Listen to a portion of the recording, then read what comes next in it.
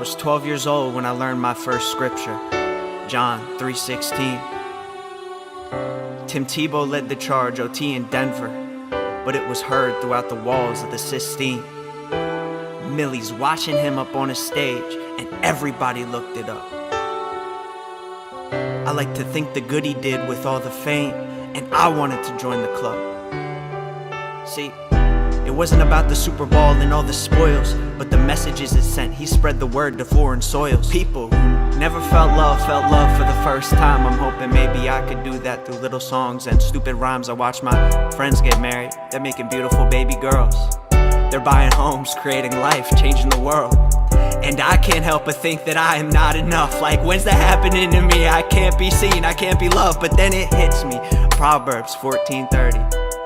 Envy causes problems, kills your peace and turns you dirty. So I could only focus on developing myself. Like there's a reason for these cries. I stop the lies and offer help. I work with cards that I am dealt. I share these stories, mental wealth. When you embrace all your mistakes and bear your cross, pain kills itself. Like there's a reason for your trials. There's a reason for your passions. There's a reason why you learn the consequence of all your actions. You do not know right now, but later you'll understand that he put you through those things so you become a better man, and you'll be thankful.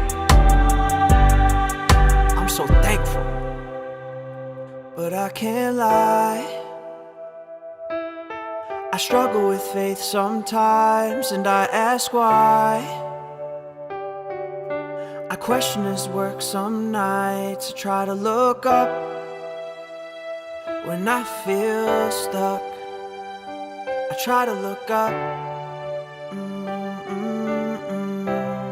and I put my faith in it. What is going on, everybody? Welcome to Cuestacast. How's everybody doing out there on this Wednesday?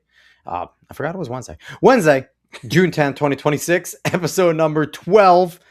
Dave, how are you? I'm doing pretty well. I'm excited for this episode. I'm excited to be talking about gaming. Lots of gaming. Yes.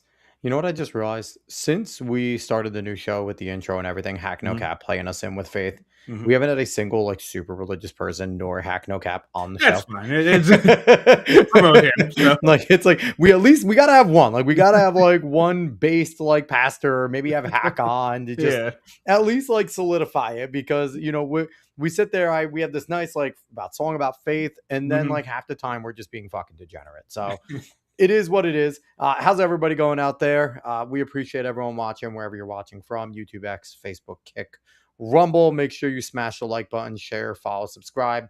I see Nate already hanging out in chat. What's up, Nate? How are you? Dave, do you have anything eventful to share in your life right now? I got a haircut. Not really. Saw Backrooms. That's about it. You took it in the back door? What? There's something wrong with you. Yeah, it's a pretty good movie. I enjoyed it, but I could see why some people wouldn't like it. So. Backrooms versus Obsession. Do you like Obsession better?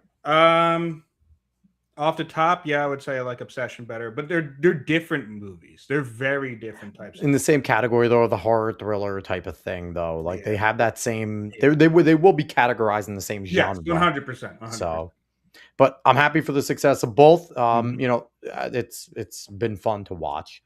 Them just kicking the shit out of Mandalorian and GoW, which, God, I'm so happy that flopped. But if you did not watch last week, we had a ton of fun. We talked to Mikey No More, and quickly just got off the rails talking about the locales. The chat was bumping, and we just had a really good time. Just bullshitting with Mikey. He's freaking awesome. If you didn't have a chance to go back and listen to that one, we could have went for like 6 hours more. Yeah. But, you know, we'll have Mikey back on at some point. He was fun and was incredible. But this week, we're excited to bring on this guest, and we are going to focus on a ton of gaming, a ton of really good stuff. Let's bring him on in. He is MugenLord. He is a content creator on YouTube. He is also a comic book writer and the creator of the VenusOrionComics universe. Mugen, what's going on, man? I'm doing really, really good. I really appreciate you guys hitting me up and wanting me to come on your show. And I'm looking forward to talking about some games, because Summer Game Fest, man, like it's been a long time since I ever felt this excited for gaming for a very long time. So that's good. I like to hear the excitement. So real quick, Mugen, do you have any interest in the World Cup coming up? Are you a sports fan at all? No, I'm not a sports guy at all. No, sports guy. See, I'm rocking Team USA today and everything. So, but yeah, for those keeping score at home, Team USA plays their first game June 12th. So if anyone wants to go support, the United States, just go watch it. I know my local thing, minor league baseball team is actually doing something really dope. They're the Yankees farm team. And if you go to the game on Friday, they're having a watch party on their big screen right after the game. So you can hang out and just watch it. It's pretty cool. It's a pretty cool way to get like people involved. So before we get into the gaming though, I just want to vent about something that's pissing me the fuck off. Sure. The shit going on with the LA mayor stuff with Spencer Pratt and everything going on there. Mugen, are you politically, do you stay attached politically, or are you just mostly in the gaming culture shit? At first I used to be, but I got drained from it, so I kind of pulled away. Started getting back into like my comics and stuff like that. Yeah. If people don't know, I voted for Trump and everything too. I'm good. Conservative and stuff. So, but it's the war that was been going on and stuff, and all the back and forth. I was like, I'm just staying out of it. I'm just do what I do, and that's all. It's a lot. Keeping up with anything. My whole thing is with the LA shit, Dave, I know you're paying attention a little bit to it. Basically, Spencer Pratt had it locked up in the same bullshit on election night. After that, they have another 2 weeks that they can count ballots. And now all of a sudden it's been declared for the other chick who is a councilwoman leftist. And I think we need to have a new rule as Republicans. And I'm not a fan of the Republican Party. They fucking suck. I think we need a new one. But my new rule is, and the RNC needs to do this, on election night, whatever it is, Republicans just need to declare that the result and just start ignoring everything else. They, everyone else don't play by the rules. So if I'm Spencer Pratt, I'm like, hey, I won. I'm second. And just start printing up ballots. Fuck this. Like, I'm so tired of all of this shit. I'm so tired of all of it. It's just, they sit there and it's like, it's over. It's 12 a.m. election night. It's called election night. I don't know why we're going beyond that. That's the thing that baffles me. Like, it's called election night or election day. Like, it's not election month or election week. Exactly. Like, that would be my thing. Like, and I would sit there and just be a dick about it. Like, we conservatives are the fakest tough guy motherfuckers of all time. That's exactly what they are, the fakest tough guys. We're tough, guns, eagles, women, fishing, whatever the fuck you want to say. But then when it comes to Democrats clearly cheating, where it's like, well, we need to play by the rules and we can't be mean. It's like, fuck you guys. Declare election night over on election night. If you lose that result, whatever. But Spencer Pratt should just be like, I don't give a fuck what happened after election night. I took second. I'm moving on. Fuck all of them. I'm against Karen Bass. Let the Supreme Court decide after that. And then Gavin Newsom should be arrested if any of the FBI people well, here's the thing. No, here's why. Hear me out. Because they passed some bullshit law that like federal investigators, if there's bullshit going on in the states with elections, the federal has the right to go and just make sure everything's on the up and up. That's a part of it. He passed a law saying they can't. So FBI should go in there, and if anyone from California state interferes, just arrest Gavin Newsom because he's the executive and he ordered it. So I'm ready to go to fucking the extremes here. Just arrest him.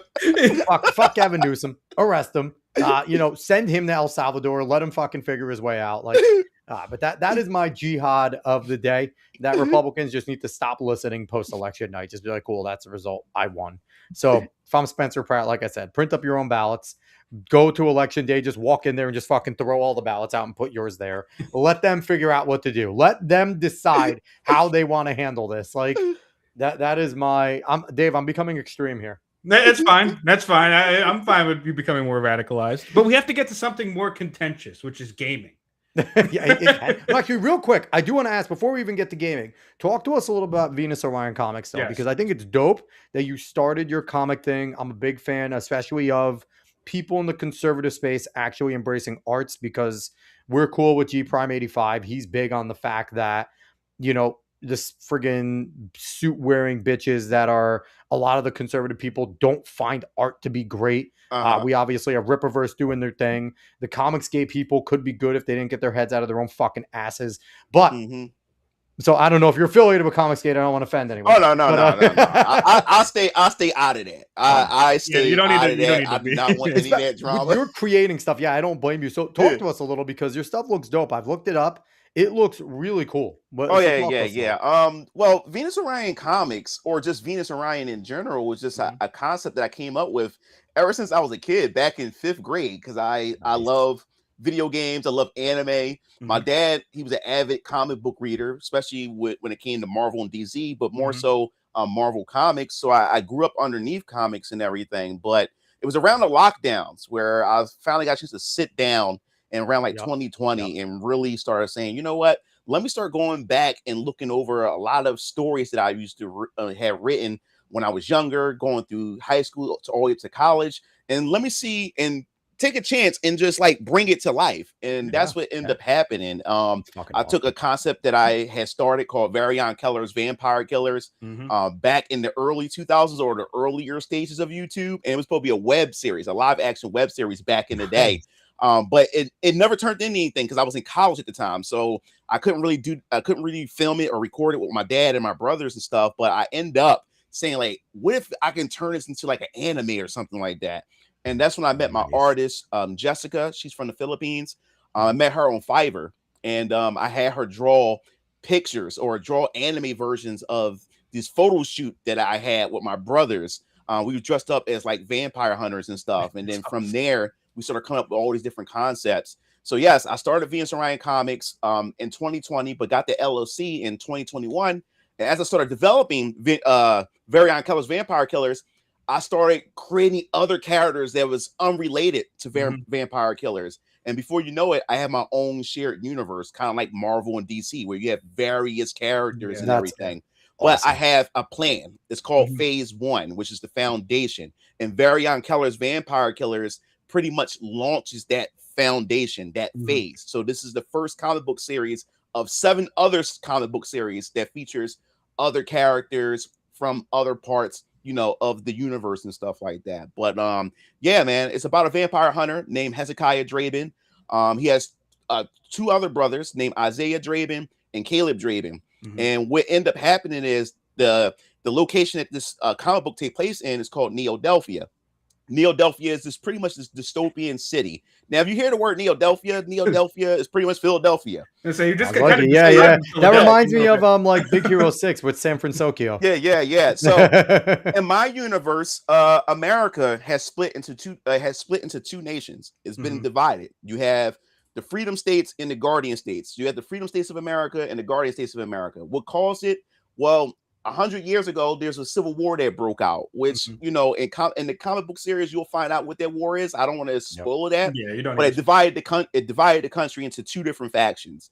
And after that war had taken place, it pretty much caused a catastrophic event that damaged the economy and everything. But there was 4 cities that really hit hard. And that was Philadelphia, San Francisco, you had Washington, D.C., and you had New York City. And it's this company called Neo Industries. They decided to come in and work with the Guardian State government because the Guardian State government is a surveillance state or a surveillance government. So Neo cities, everybody is baked into the Guardian protocol system, which everybody has to wear a Guardian watch or a Guardian app. And you pretty much have a Guardian score, which calculates everything. And if you reach below a certain threshold, the system comes in and rehabilitates you. I love and you find out what that is. Now, you only imagine how do vampires even navigate through this type of system as well. So within Neodelphia, there's a war going on called a shadow war between 3 factions. You have Third Echelon. They kind of think of S.H.I.E.L.D. from Marvel. They have their own self-government entity, which gained power during the Guardian Civil War that took place 100 years ago. And then you have the Church of Elohim. And the Church of Elohim, they're pretty dangerous as well. A bunch of badass nuns and priests that hunt down werewolves, vampires, all kinds of stuff. And then you have the Oscrum Order, which is the Vampire Society. So these 3 factions are going to war with each other. And the civilians have no idea that's going on. Or I would say they're ignorant to it.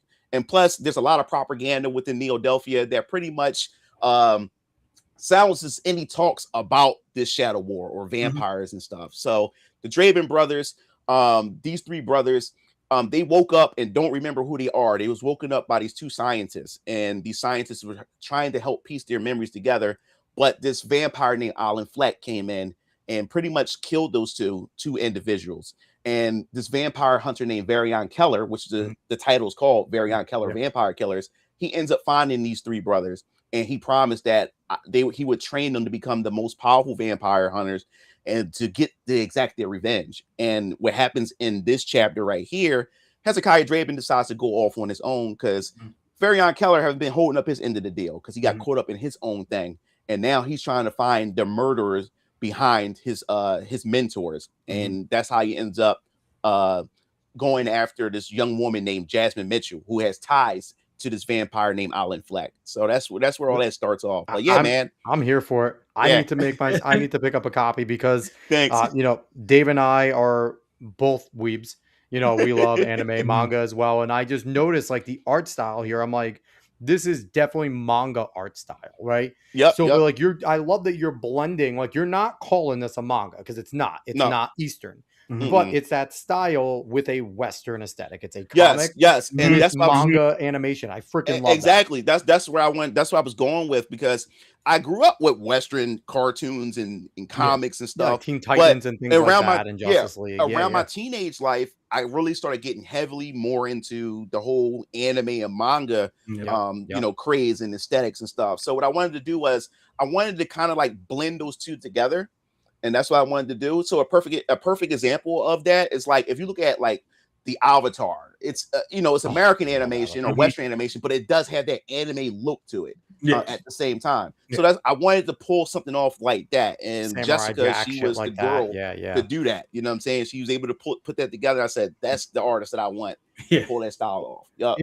Good. I'm definitely going to pick up a copy of that. Yeah, it looks awesome. And you've obviously put a lot of thought into this universe and the story that you want to create here. Because right off the top of your head, like already everything that's going on and how to shield from spoilers while also giving pitch to what you've thought of this a lot. I eat, sleep, and drink this. That's all I do. I got over 200 characters already, and I haven't revealed. I haven't scratched the surface of all this stuff. We definitely need to. And my posters over here too. These are posters of my comics of my other characters back there as well. Stuff.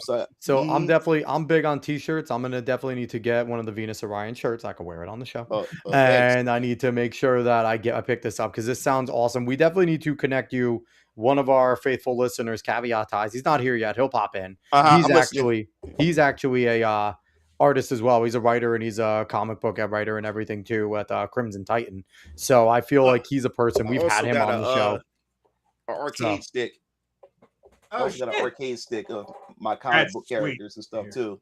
That's sick. Yeah. That's awesome. Yeah. That is so cool. That kind of looks like a little bit of like a Justice League type of thing. This team is called the Valiant Ascenders.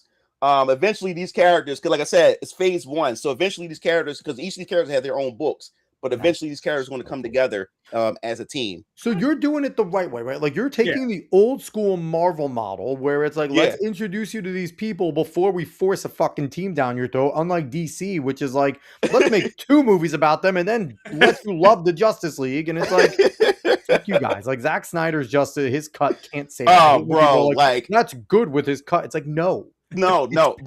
With this cut. I don't understand. Like he's so overrated. Don't get me wrong. I love Man of Steel. It had its problems. Me and you were on the same page. I love Man of Steel, but like I said, there was a lot of issues in there, especially how that destruction of Metropolis was ridiculous in that film and everything. But I was like, okay, but if they do another movie, they can just fix a lot of those mistakes or retcon certain things. But no, like Batman versus Superman. I'm like, are we doing this already? Both our moms are named Martha. Let's be friends. It's like, both of you, okay? Bro, I was so upset with that, man. Tonight too, you motherfucker. Like, and the thing with Man of Steel, and I think anime fans, especially, like, I'm a big Dragon Ball fan. Same here. Watching the way that they were able to fight in air, I was just like, that's all we need. Like, that's all we need. If you could give me a Vegeta and Goku fight exactly like that in the desert, like, give me a little bit of like the Bourne Identity speed with the flying stuff like that. Like that. Imagine a Dragon Ball Z movie, Vegeta and Goku in the goddamn desert with that fighting style. Give me 30 minutes of that in my veins. Like that's all we need. And so I was watching that thinking, why can't that happen? And then, but yeah, I like Man of Steel. I think Amy Adams is a shit Lois Lane. She was the low part of it. Like I have nothing against Amy Adams. She's pretty hot, but she's not Lois Lane. So it's like, there were some parts like I get like spoilers if you haven't fucking seen Man of Steel yet. If you haven't I seen get Man of Steel, why I don't know what to tell you. I get why he killed General Zod, right? I understand. I still don't like it though, right? I don't like it. And it also has some pacing issues. Like we didn't get a chance to spend time, with this Superman, and we didn't get a chance to spend time with Clark Kent. Like his identity was already put out there. Like Lois found out who he is early on. I'm like, which is where Superman Returns got it right? Because you got to see that Clark Kent with Lois and a lot of that. That's where they got it right. They went wrong because the rest of the story fucking sucked. Like Kevin Spacey, they wasted a great Lex Luthor with Kevin Spacey in Superman Returns. But I mean, there's the problems. But yeah. So I'm happy we're all on the same page here. Did we just become best friends? Like, but yeah, no, definitely 100% have to go pick that up. Everyone that is watching, if you're a comic book fan, like the thing is too, it's like we just need to keep on trying to pick up people like you and like Rollin over there in Crimson Titan and like Rippaverse, like, and I really feel like all of you guys, I would love for Eric to get, have you on his radar, pick you up and just be like, hey, we may not be affiliated with Venus Orion, but they're another conservative creator putting shit out there. Go and Common Rider. Common Rider is another one, which has really been. Common Rider has a great following, and not necessarily like I look at Common Rider and I'm like, I can't display that with my daughters around. Like I don't know if they like the whole concept's cool. It's fucking busty Sailor Moon magical girl, and I've heard like the story is actually great as you get into it. So, but I just love that there is more people there, and I just wish that we could figure out a way to get like to the stodgy ass leadership that people like you, G Prime, everyone, all the people that do creative shit are super important to winning this battle. So thank you for publishing, right? A lot of people listen, I'm an author. I've been writing for 10 years. I don't know if it's ever going to see the light of day because I just can't find the time to finish it. Like, so what's that like real quick before I'm doing good. No, I like this question. No, I like what this is it like putting your shit out, right? Because there's always that doubt of what if nobody, right? Like, because that's part of it. That's part of my paralysis. Oh, like, yeah. What is that like? It's funny you say that. I just made a video about that, trying to encourage people to just don't sit on your dreams and just go for it. Like nothing ventured, nothing gained. You know what I'm saying? Yeah. And when it came to me, I wasn't really thinking about whether or not people was going to read it. Like when I create my comics, I create my stories, I create them for myself. The audience will find you. That's how I see it. Love and stuff like that. So I was just write my stuff, and I was like, you know what, like let me just put it out there and just give it a try. Like everything I've done in my life, I just took that leap of faith, and don't know where it's going to take me, but I'm gonna just do it, do it and stuff. You would never get the feedback, from readers if you don't let them read. You never get feedback from gamers if you don't let them play. You know what I'm saying? So that's the whole idea and how I see it. And plus, I'm self-employed, so I have a lot of time. It's not like I'm going to a 9 to 5, so I got more time to sit home. I'm a full-time single father. My daughter about to go to college next year. Oh, and everything. You nice, so, man. Yeah. Oh, thanks. I'll be 40 next year. So, hey, listen, you don't look 40, brother. You don't. So now she's gonna be going to college and stuff. So now it's just gonna be me. I'm just be by myself, and now I be even more focused and everything. So I got three YouTube channels. Got my VenusOrionComics. My main channel is MugenLord. I've been on YouTube since 2007. I've been on YouTube. So I've been around for a very, very long time and everything. And then I just started an RPG channel. So I've been focusing on that as well. And I'm also a 3D hentai animator. I've been doing that since I was in college. That's where most of my money came from. That's what makes sense. VenusOrionComics and stuff. I still make a crap ton of money off of that. So I got all these like pillars. I'm not surprised you make more off of hentai than anything else, to be quite honest. Knowing the fucking hentai community in there, I'm not surprised. But is that one post of like the artist where it's like the most money he makes is off like furries or something like that? And I also with my brothers, I got a custom t-shirt business. So like this shirt right here, I made myself and stuff. I got my VenusOrionComics stuff. We all my merch is made in house. So, I just love like the regular label t-shirts. So I got we do shirts, we do hats, we do what's the website for the custom t-shirts? So let's give it a plug right here. What's that website? I do mouse pads and stuff like that of my stuff. We do it all, So if you ever want to get anything custom made because we've done things for content creators as well. Streamers, we have done their merchandise, we've done their stuff and everything. So, and also my brother and us, we got like a photography studio, so we do a lot of just straight up hustling. I love hustling, man. That's it. Yeah, our work been published in magazines and stuff. So, man, we just do it all. You know what I'm saying? So awesome. So really, really busy. But this comic book thing is something. This is what I love. I'm able to just put my stories out there now. But the comic book thing is only the first step. I'm trying to get into game development after that. That's what I'm trying to do. I want to be an independent game developer. And that was always my dream as a kid. Making comics wasn't like something I ever thought about. It was more so games. You know, so I started with the comics. It was like more like an easier barrier to entry. Do that, build my IP from comics, people get familiar with it, and then cross over to video games as well. You know, specific genre of game you want to make?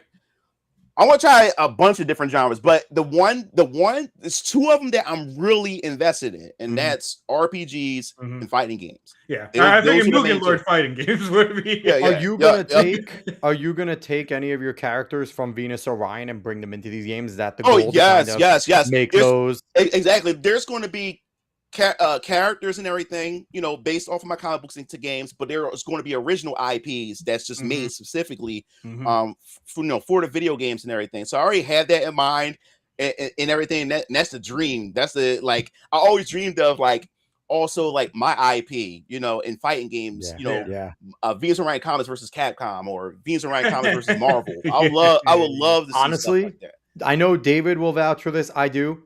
Ultimate Ninja Storm Naruto is one of my favorite fighting mechanics of all time. The way they had those, Ultimate Ninja Storm 2, I thought was better. It really works for Naruto. It does. But it does. But and here's the thing: I'm one of the rare people that like the V-Star jumps and the ultimate, like the victories. Like, I enjoyed those mostly because I got to play as my favorite anime characters, and watching Gintama shoot a Kamehameha was actually one of the funniest fucking moments. And Shinipachi screaming apologies to Toriyama, like, that was just amazing in every way. But yeah, no, that's awesome. That is cool. And you know, it's something like what people don't understand about successful people. It's individuals like you who, and you know, and your brothers that just don't stop. People think that successful people just tried one thing and then they got lucky. And it's like, no, they just go and go. Exactly. Failure does not deter them. It's just, they keep going. Like Mr. Beast is a great example. Him and his friends just sat down and just tried everything, tried to figure out the SEO and game it. And then they found out what worked. And now they're billionaires. But now but now his smile doesn't reach his eyes. So I don't know. Well, he also became a cyborg. Yeah. So like, he met with Mark Zuckerberg, and Mark Zuckerberg's like, you can live forever too, and that's it. That's how that ended up working. So, but all right, let's get into some gaming. Like Dave said, the most divisive thing of all time, which is interesting now because it's so. Before we get into this, we're going to talk about the PlayStation State of Play off the jump, but I really think Xbox is solely about to win the console war again. They're about to win it back.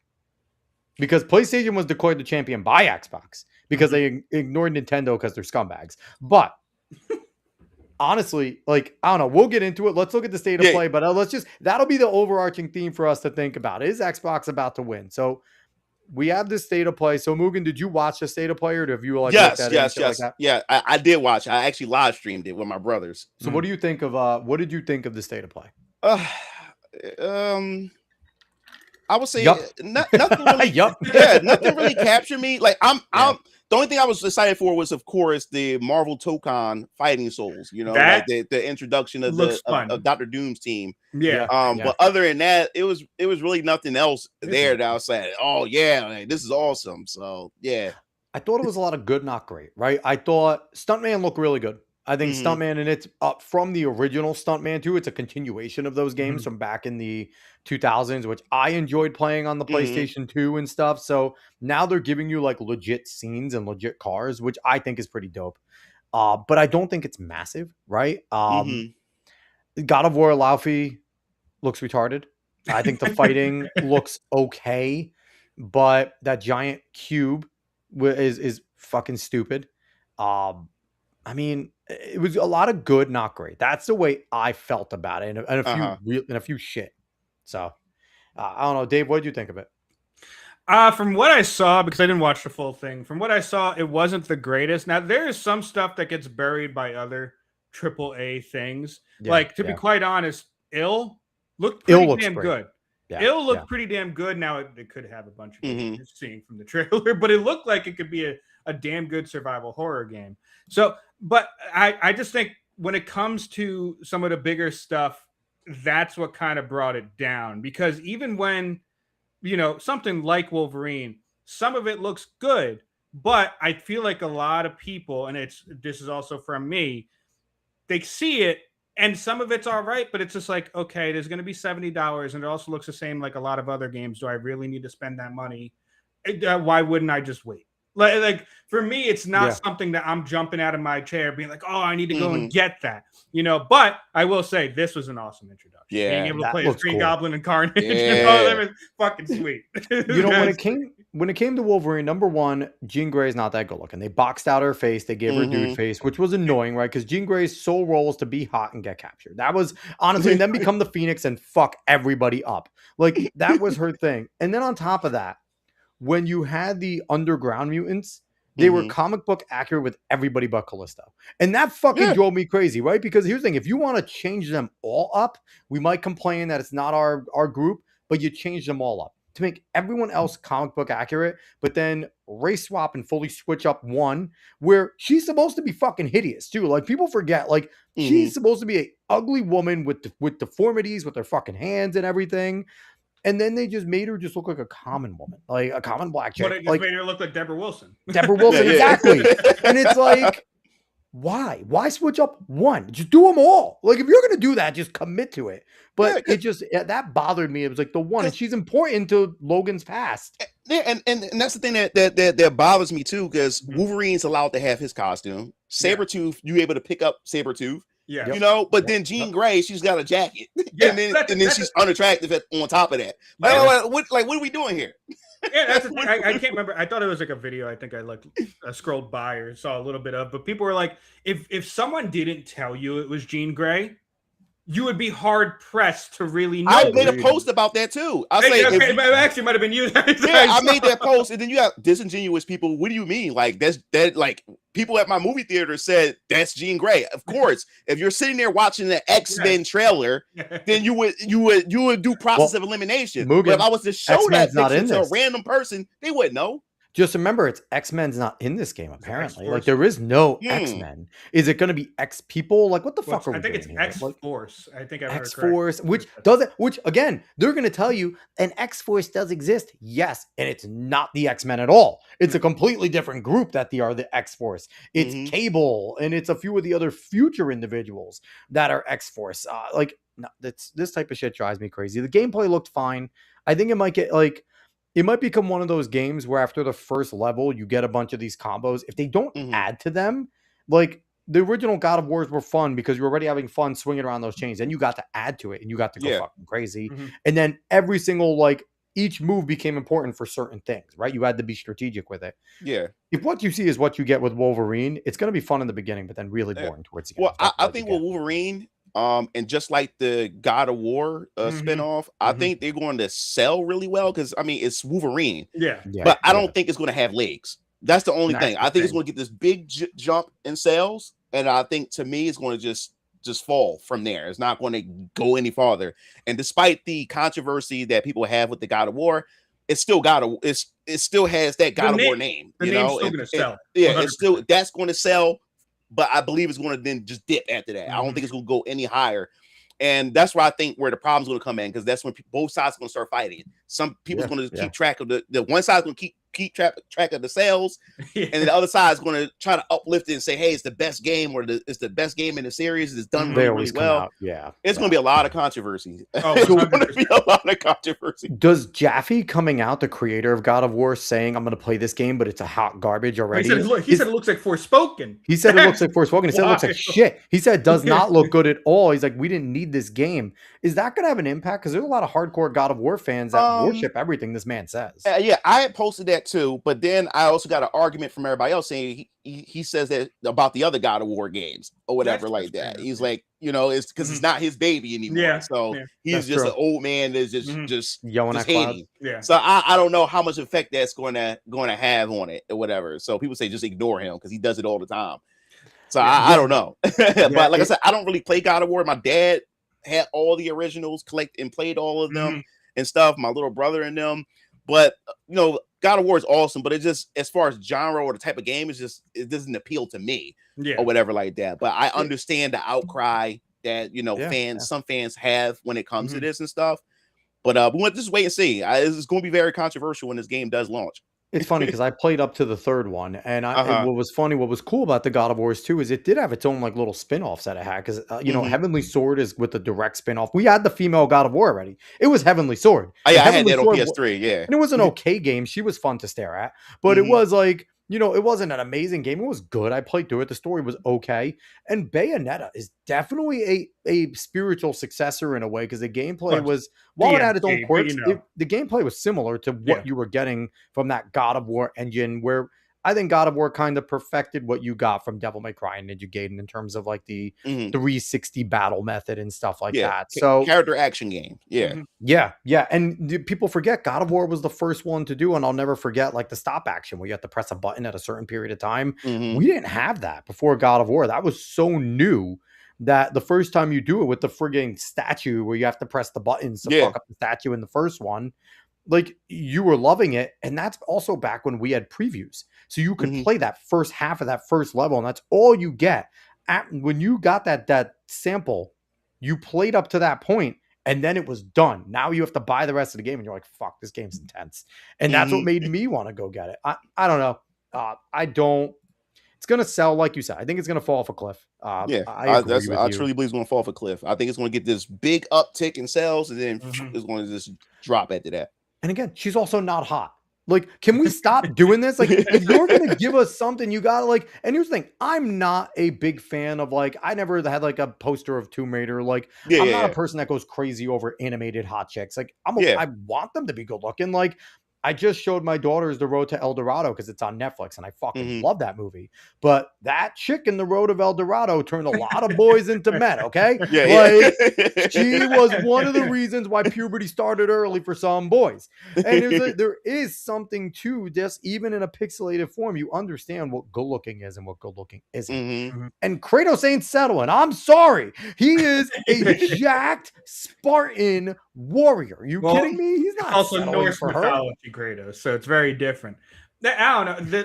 There's a lot about this game that bothers me, and it's not really just about Laufey and everything like that. But like, and I wanted to talk, even though I didn't finish Ragnarok because it kind of just bored me at some point, which is unfortunate because I actually loved 2018.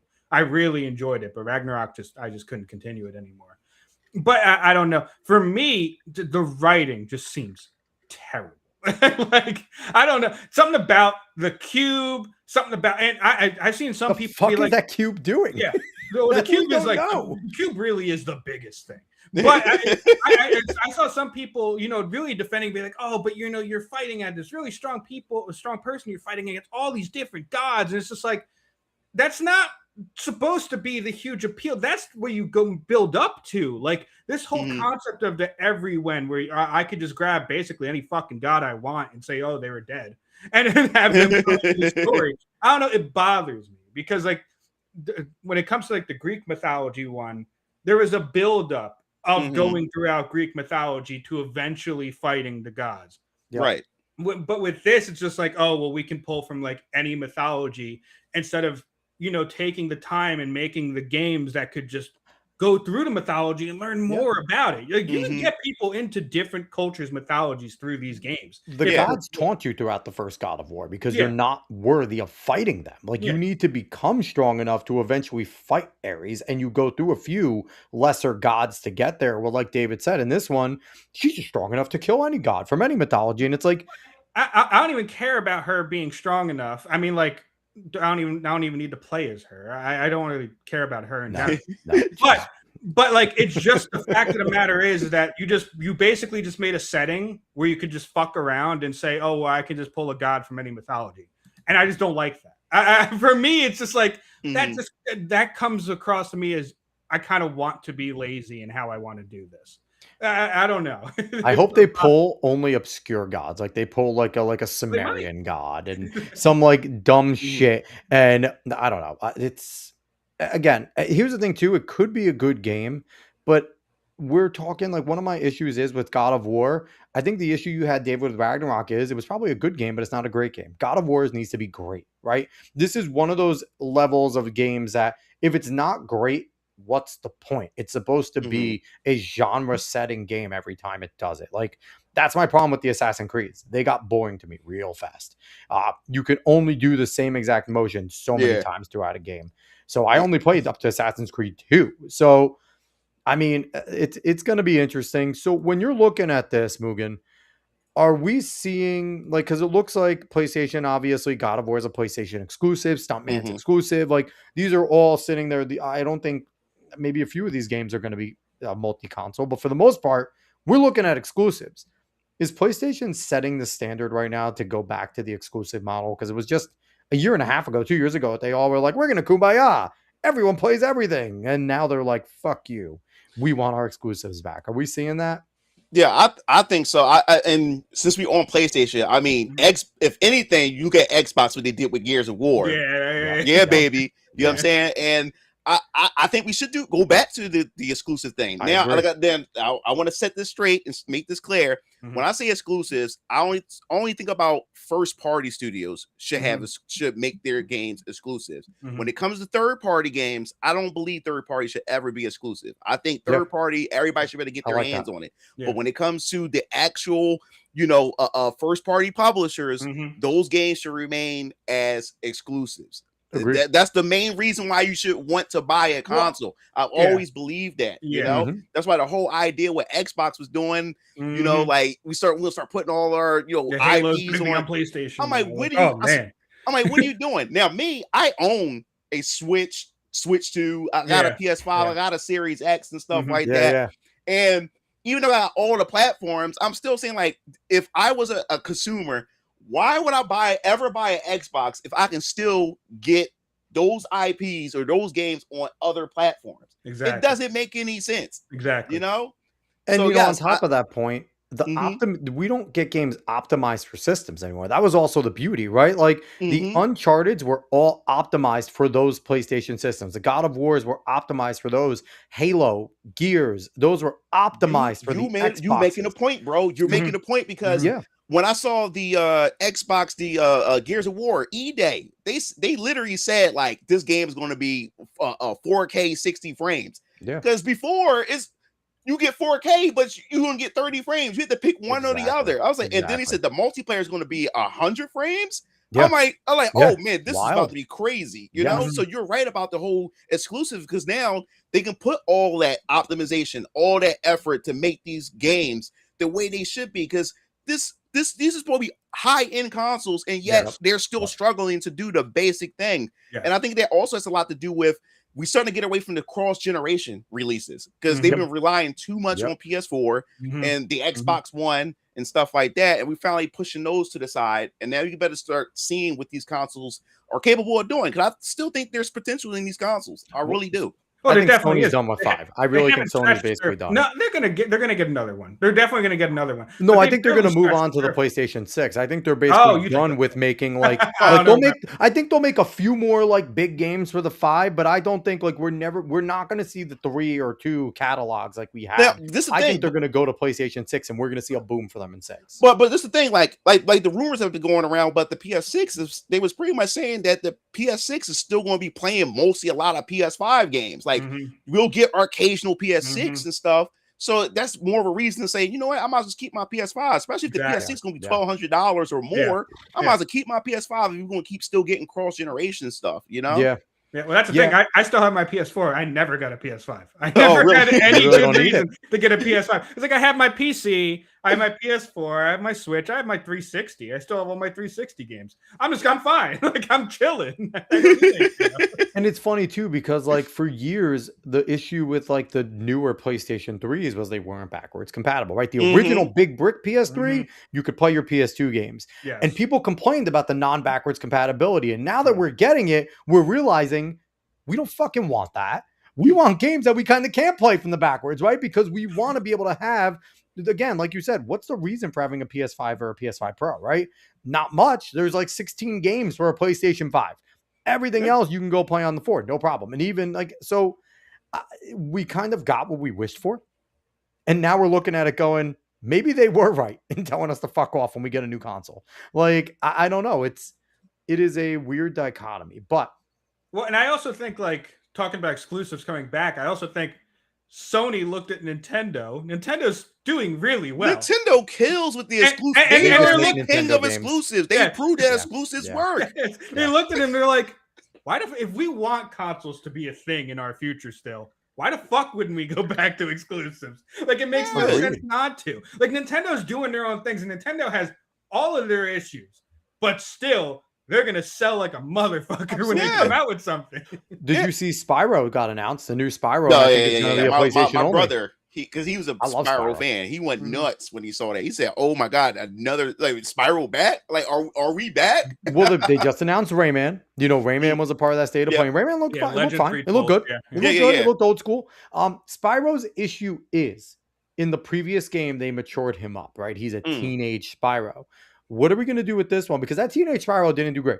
That game did not do as good. Platformers were on a real low when they made it. So, well, and then remember, Spyro also then branched into Skylanders. Then Skylanders was big for Spyro. That was good. That was, but I'm saying that's what it basically became. Spyro became the Skylanders thing. I feel like people forget about that. But that's how Skylanders started. So it's that's a really weird franchise that happened. But with the remakes coming out for Spyro and how well Toys for Bob did with that, because I love they were so good. The first three are great. The original Spyro, Ripto's Rage, and Year of the Dragon are really good. Yes, really good games. I still haven't watched the trailer for the new Spyro, which is actually heretical for me because I like 100% of all the other three. Yeah, you autistically 100% of those. Like, and those are hard games. I've done it multiple times. I've done it multiple fucking times. So I need to watch with the eggs. I hate those guys. I need to watch a new trailer to see, like, okay, what are they coming up with? Because for the most part, I trust Toys for Bob to actually do something good with these franchises. Yeah, Crash 4 was actually pretty good. There's a lot of it actually is pretty good. I got Crash 4. It actually is pretty good. Yeah, it's a pretty good game. It's still a Crash game. I feel like they put a lot in that fucking game. Like, there's a lot. That's a huge collectathon. I was playing. I'm like, oh my goodness. They need to make a new CTR. Imagine how a real good CTR and just bring in. But the thing is, like, with the new CTR, it needs to be CTR and friends. I feel like that'd be fucking great. You bring in some of the other PlayStation exclusives. Bring in Spyro. Bring in Nathan Drake. I kind of feel like Sonic Crossworlds kind of did that, though. Because the Sonic Crossworlds racing game kind of did that. They have a ton of characters in there. Bring Jack. Bring them all. CTR is the best racing game of all time. I never played Crash. I only played the demo back in the day of CTR. CTR is the best kart racing game of all time, and it's actually not close. It's the most intuitive. It's the funnest. You can actually win that game. You can actually have strategy and win races, and it's hard. It's a hard game. It's a really well developed race. Yeah. Exactly. The main reason why I never played CTR because the only characters that I was really like connected with was Crash and Cortex. Everybody else, it was a driving a polar bear ride in the car. I'm like, I'm like, okay. Like, I love other characters I really cared for. That's why I never really bothered to play them. Tiny the Tiger was my dude. I love Tiny the Tiger. He's fucking great. But so I want to jump into. We talked a little about Wolverine. We talked about Laufey or whatever the fuck that name is. Faye. I'm just calling it Faye because that's the fucking name in Ragnarok. Stellar Blade recently has a major controversy. They announced the second one. And why are leftists always so quick to label everything a child? And why do they hate Asians? That's the two questions I have here. Because they're looking at this and they're basically saying that people that like this, that like, look at the quote. Yeah, right here.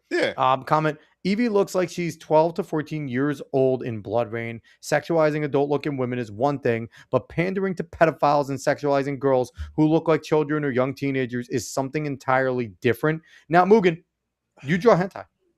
Does this girl look 12 to 14 in terms of Asian standards? She doesn't look anywhere near 12 to 14. No. That is a grown-ass woman. When I first saw the presentation, I didn't see child. I was like, oh shit, is that Eve? That's the first thing that came to my throat was Eve at first or whatever. But every time I see all these reactions of certain like these big like streamers and stuff, why does she like she's 12? Like she's like a child. Like how did that come to your mind? I don't understand. And the thing is, it's a lot of ignorance. And plus, when it comes to Eastern culture and everything, a lot of like people from the East, it's more common to see a lot of them young, but they're older, but they look young because of how they eat, how they live. When you go look at the West, man, we especially in the US, we some unhealthy people. The stuff that we eat and everything. They eat a fuck ton of fish, and the fish does it. And you even go to some European countries that are fish heavy. They have a lot of really young looking people as well. It's the fish that does it a lot. Yeah, even you go to Russia, when you look at some of those Russian women, some beautiful Russian women over there, and they're older women, but they look so young because it's their health compared to us. Like here. Some of these guys be like 20 years old, looking like damn near 35, and I'm looking young. I'm going on 40. I'm looking younger than a lot of these Gen Zs that's out there. You know, like it's just crazy. So it's just that their mind can't compute when it comes to that. You know what I'm saying? Yeah. Like it's just ridiculous. Yeah, and that's the whole thing. I do, while some people might have just an ideological take on this, I actually do think it's more of just a cultural thing. Yeah, it's more just people not understanding how Asians generally look, how there's other people generally look, because they're not really that involved in their entertainment. So they're used to how Western people look, and to be quite honest, how the Western gaming industry has made characters look for a while now. So they see Evie and they're like, and they think it's a fucking child for some reason. Meanwhile, she actually kind of looks like Pinocchio from Lies of P a little bit. Actually, I'm not gonna lie. Dave, I sent you in the private chat. Cogman Lee had a really good tweet about this because Cogman Lee's fucking awesome. Knows his shit. Obviously, he's Asian and Asian culture and things like that. He had a really good post about this. So I'm gonna read it real quick. So Cogman goes, all this Stellar Blade 2 drama is retarded. Koreans look younger. Many mature Korean women have small faces and petite bodies. Just because they don't look ugly or have gargantuan features doesn't make it pedo-baiting.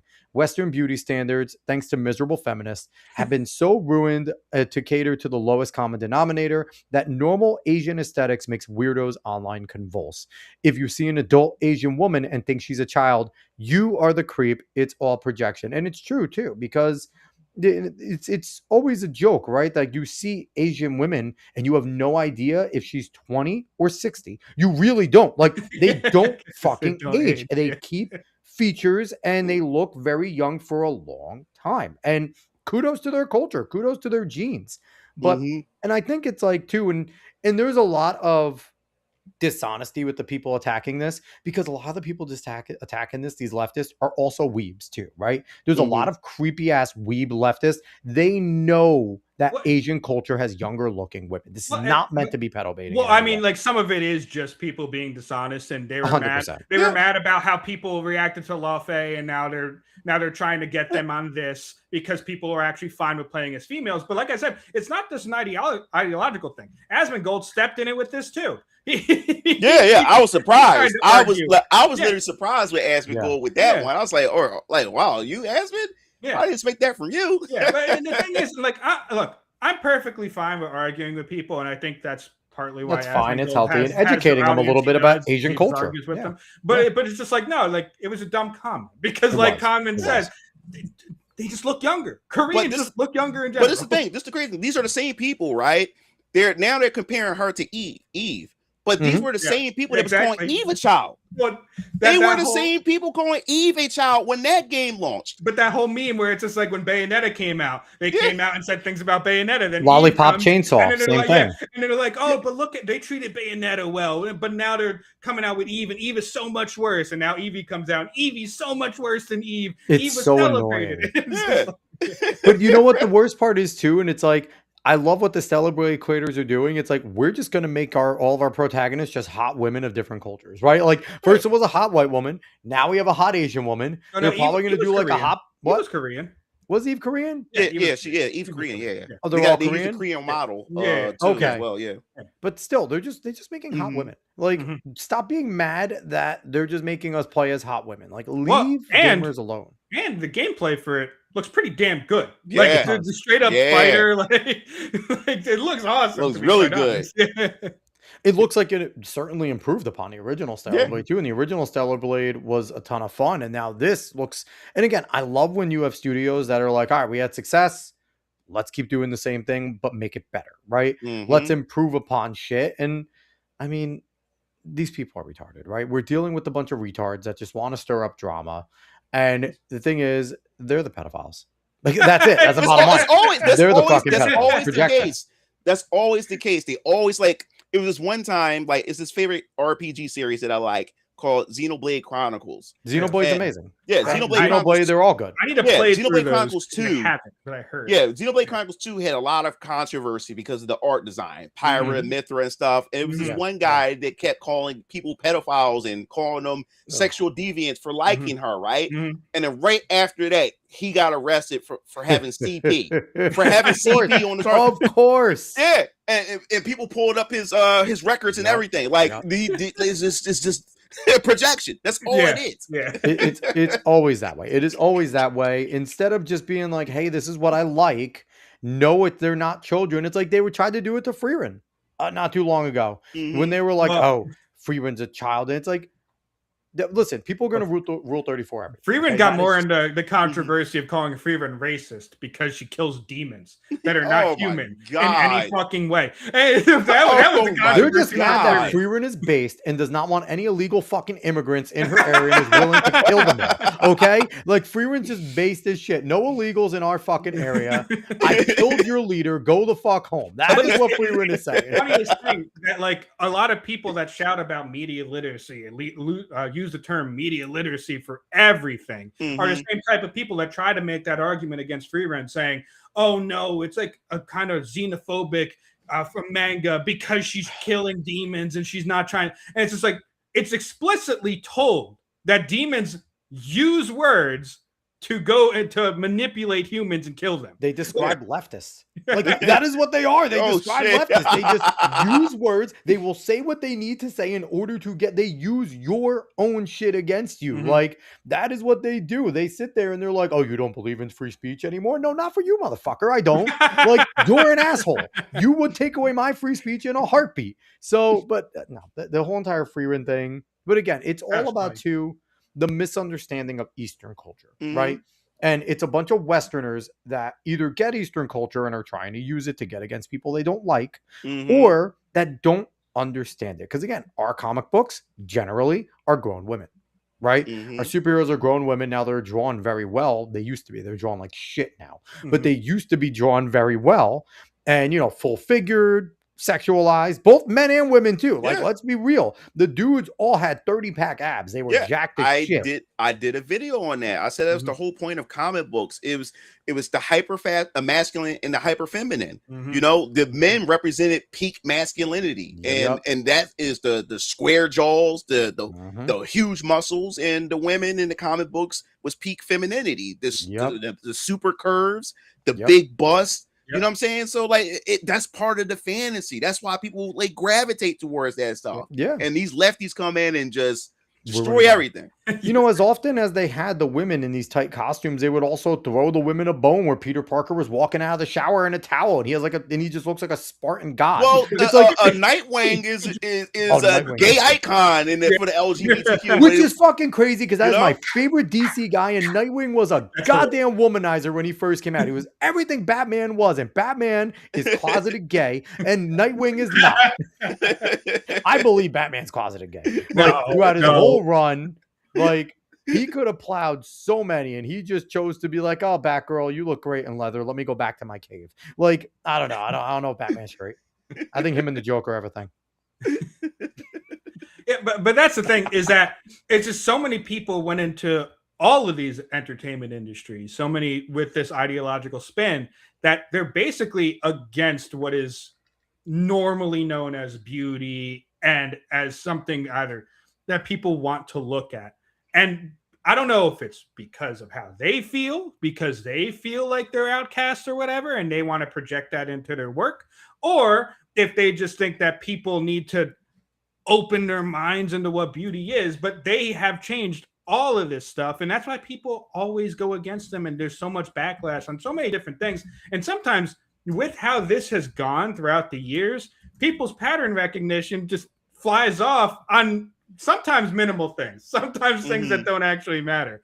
But I can't even blame them. I can't blame them, Dave, for it because of how it's gone. This is also a part of something I, remembered the 45 communist goals in 1963. They entered in the congressional record. And one of the things that was a part of those goals that they're fulfilling is to make all art bland and turn the things that are beautiful into things that are unbeautiful. Turn the things that, we consider normal now into non-normal. Like these are goals that in 63, when the government was right about communism. When you look back at McCarthy was a genius, not a madman. And they have these 45 goals. And if you look back at them, this is part of it, right? Our superheroes, our culture, turn it bland, turn it upside down, take away all icons and make them something they're not, which is why you see a bunch of leftists sitting there going, oh, that person, they're gay. That one, they're trans. Instead of creating that character, creating a new character, because again, I have no problem if they create a superhero that's dope and they happen to be gay. Cool. That's not their whole identity. It's just part of who they are. And I will always go back to this. You introduced me to this, Dave. Alice in Borderland. Alice in Borderland, one of the main characters is a male to female trans. And they are one of the most important characters in the whole thing. They're martial arts experts. They're big as fuck. They are the typical trans person we make fun of. It's ma'am, but that is not who they are. They know what they are. They know they're different. And there's jokes thrown around all the time about how the straight guys hitting on them, but it's not their whole character. Their actual whole story and character was really interesting. Yeah, they're a character you rooted for. Yeah, it's also this Western comic book called it's called Super Crooks, but they end up turning it into an anime. And when I watched it, it was really, really good. It was about these super villains and everything. And it was one point where they was hiding from one of these superheroes. His name was the Guardian. I mean, this buff dude. Yeah, he has almost like this Captain America outfit and everything. And he's such a badass. So later on, these super crooks wanted to find a way to steal from these other crooks. But in order to get in there, to sneak in, they're going to need to be able. They needed somebody strong enough to fight this one villain. Because this one villain has this power where he's like RNG. His powers is random, like for that day. It's just random and stuff like that. So yeah. So we found out that this hero, he was once a hero, but behind closed door, he was actually a villain and stuff like that. And they knew that he was working with one of the super villains. So they knew if we go in there and do this heist, he's going to be there. And we need somebody strong enough to be able to fight him. Well, we found out that dude is scared of the Guardian because the Guardian is strong. So he said, yo, we need to get Guardian to go with us. But Guardian is a hero and we're villains. He'll never team up with us. So they ended up doing digging some dirt on him.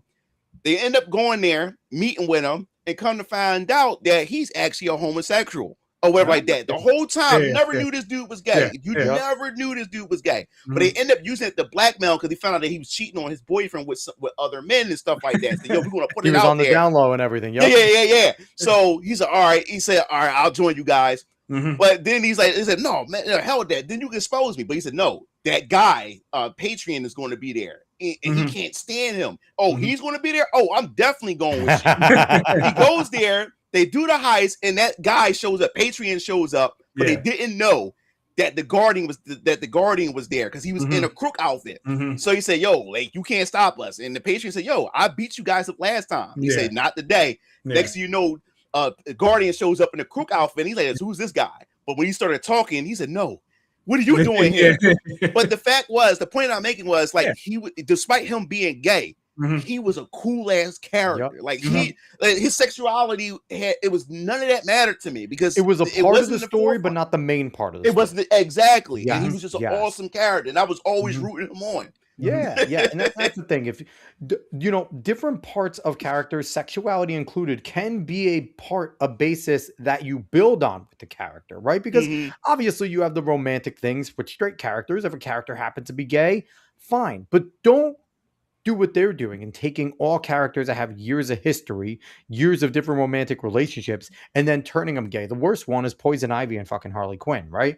Because then you bring that in. to the Suicide Squad kills the Justice League, and Poison Ivy's a fucking child. And then you have Harley Quinn making a run. Where were all these weirdos that are saying shit about Stellar Blade back then? What were they saying? This is Game of the Year. We love Suicide Squad kills the Justice League. That part with Poison Ivy, that was one of the hottest parts. Like, bitch, she is actually 12.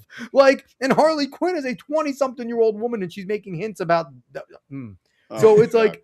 Well, and I think one of the issues is that the writers and the people that want to create, that make all these changes and do all these things, the reason why the stuff doesn't hit and the reason why they really can't make their original things is because they actually deify their sexuality. They believe that we're in the month, right? Deified month. The thing is, and the reason why they do that is because they basically believe that straight people deify their sexuality when straight people, it just feels natural to them. So, but because they believe that straight people do that, they want to do that with their characters. And when they do it with their characters, it makes the story shit. So that's why they can't make an original. They really can't do it. They kind of know they can't do it because most of the time they put it out, it's not going to get that much money. So they have to do it to legacy characters in order to try to usurp that. Yeah, and not only that, a lot of these people that's in the industry, man, they're failed activists. They couldn't make it in politics, and they just moved over to gaming because gaming is such a big industry. It's bigger than Hollywood. But you know, it touches so many cultures and stuff. So if you look at it as an activist, hell yeah, let me go over here because I can put my message out there to the masses, and that's what's going on. Well, I mean, that's Anita Sarkeesian with Wolverine. Sweet Baby Inc. is involved in Wolverine, right? Yeah. So that's a big part of it, and obviously Melee K's favorite person with fucking Felicia Day.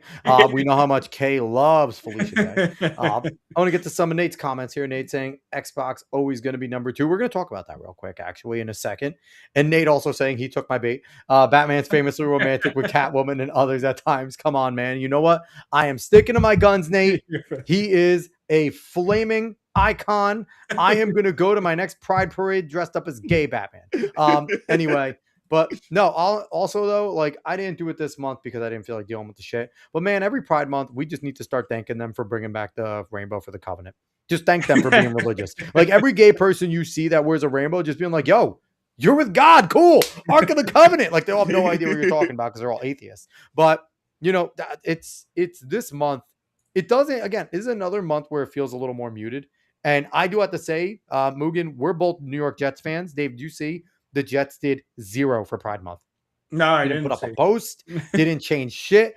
Based Woody Johnson. You could say he's a shit owner, but he's based. Okay, he's like, none of that Pride Month shit, which, because it's unnecessary, right? We don't need to sit there and glorify.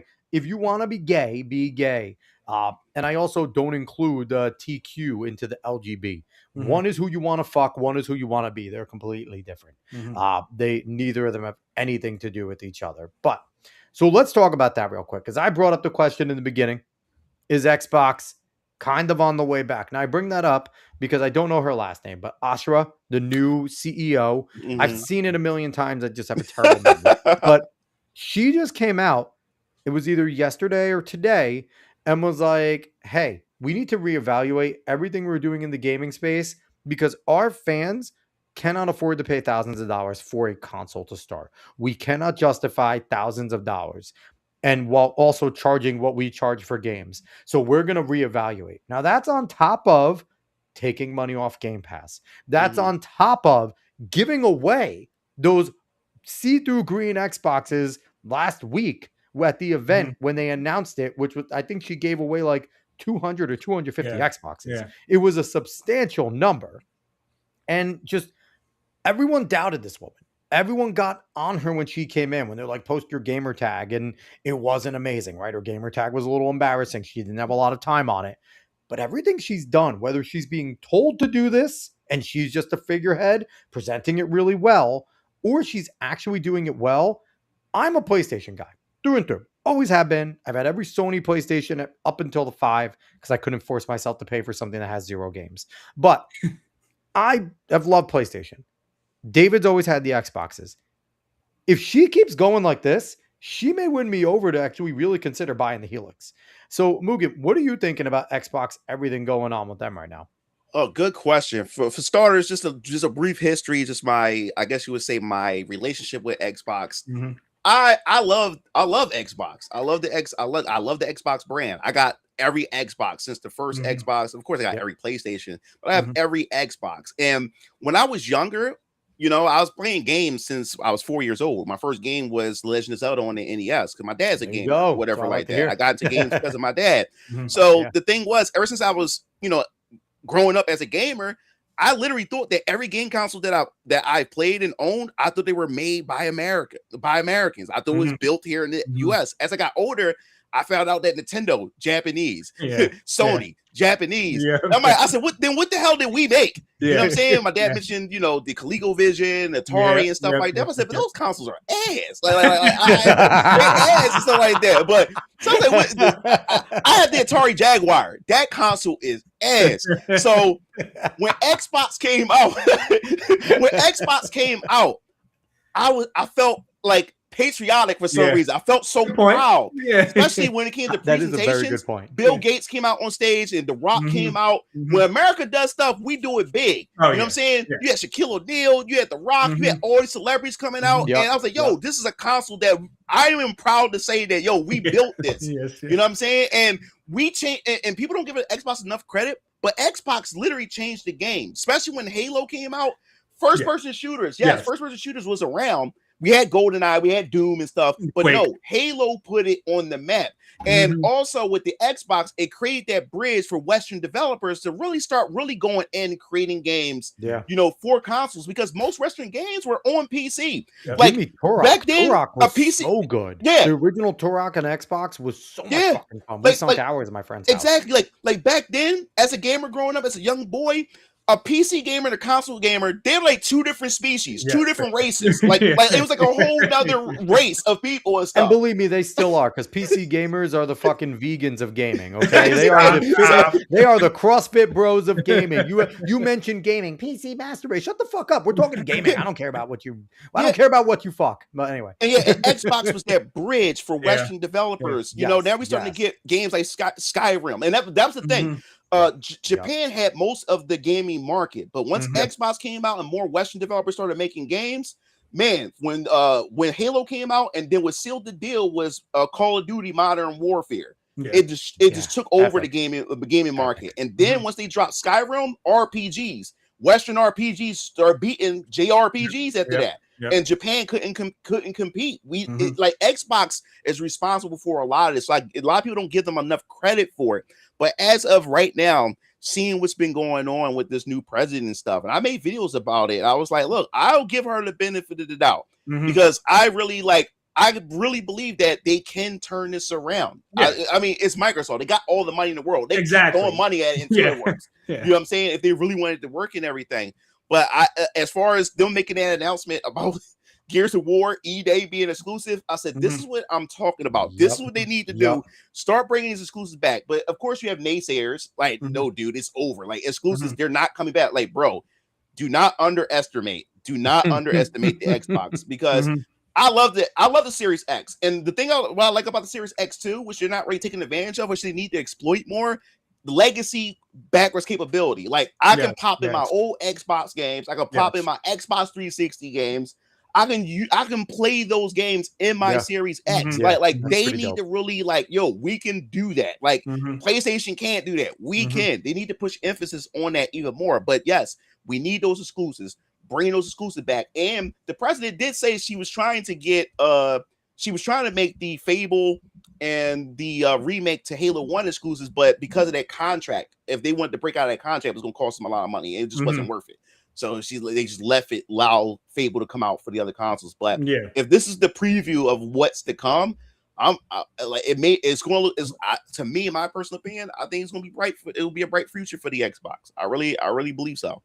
Yeah. And you brought up a lot of good points in terms of, I never really thought about it being like the great American hope. I never heard that. That is the first time I've heard that. That's and I truly do like that. Now, does it concern you at all that she comes from a heavily AI background, and that maybe all of this is playing nice? Let's get everyone back on our side, but now let's gather up as much information as we can, because already you're paying for Game Pass. You have to give a ton of information just to give up Game Pass. And now here's a profile on the games that you like to play, and here's another way to market to you, and here we could put in ads. How much further can we go? Like, is there any concern that she's just trying to play everybody? Yeah, and I'm glad you brought this up because I made a video. To me, I really believe that Microsoft threw Sarah Bond under the bus and Phil Spencer, especially Sarah Bond, because she took the hit for everything. And I called it when they first made her the lead for Xbox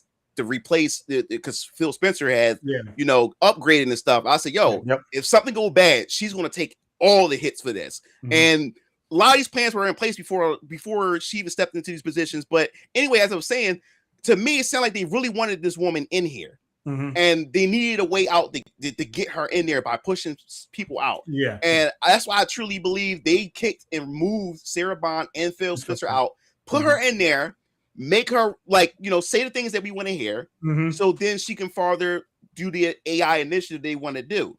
So they have to make her look like the hero, because I truly believe that Phil Spencer and even Sarah Bond didn't want to go the direction that they were going with this, because I think it was just stupid, the decisions they were making. And I think it was Microsoft above them. I think it was executives above them. It seemed that we're really forcing the issue because they were just looking at what potentially gets that bottom line and not what's good for gamers and gaming in the end. Yeah, and then they removed them too, and then all of a sudden they just we're gonna course correct. I said, why couldn't y'all do that? Like, we've been saying this since Phil Spencer and Sarah Bond was in there. We've been saying this.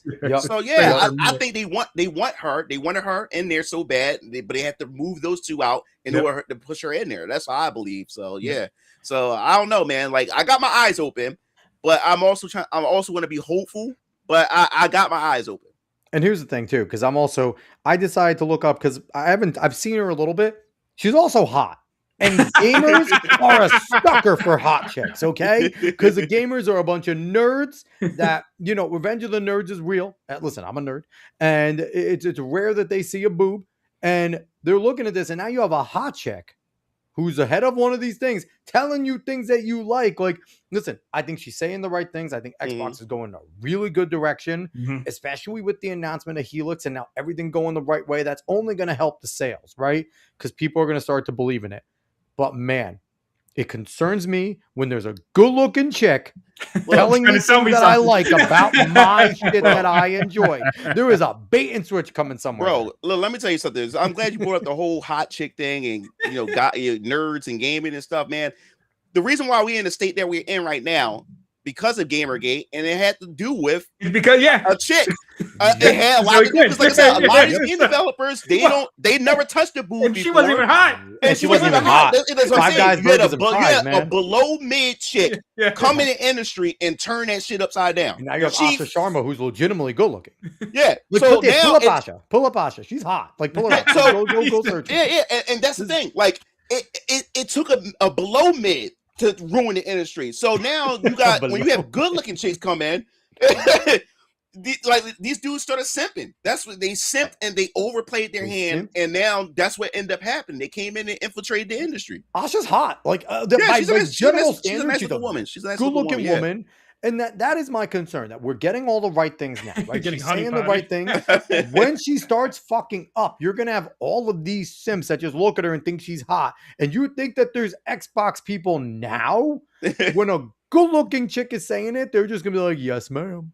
We love Asha. And so that is my concern. Listen, I'm always any good-looking person, period. Like, a good-looking dude, too. Like, anyone that's good-looking with a smile, I always think they're trying to con me. Like, I do. Like, usually it's how it's David. You have that theory about fucking, there's no good-looking people in politics. That's I say there should be no one good-looking. because like, people already vote in those that don't look good for dumb reasons. They're going to vote in those that look good for dumb reasons. It makes it worse. But...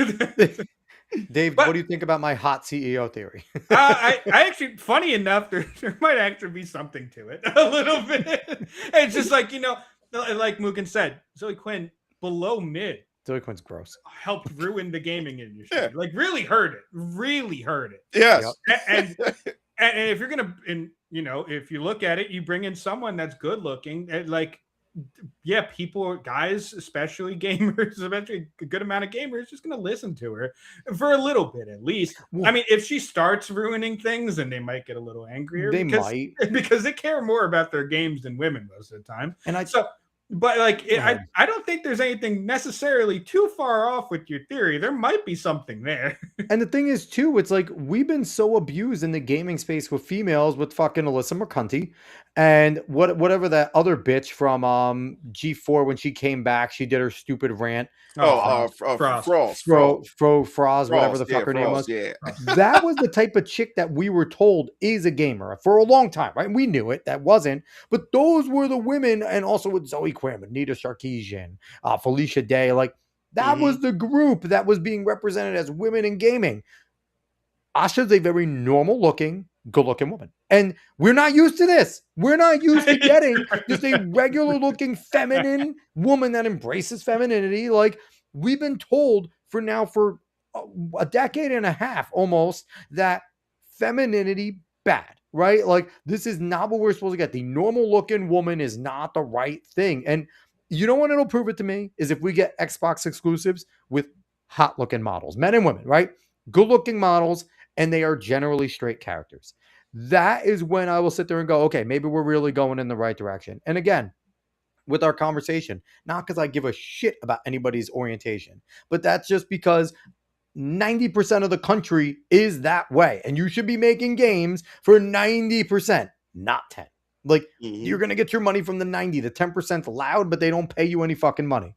So, but yeah, no, I'm concerned. But speaking of a good direction though, because I thought this was a good direction. Mugen, what did you think of the showcase? Nate's saying I've been convinced, go Xbox. I think Asha has got Nate in a... Let me see. All right, as far as the showcase, Crazy Taxi drove me wild because I love Crazy Taxi. It's Sega Dreamcast. So I lost my mind. And E-Day, I mean, like that was the main two games.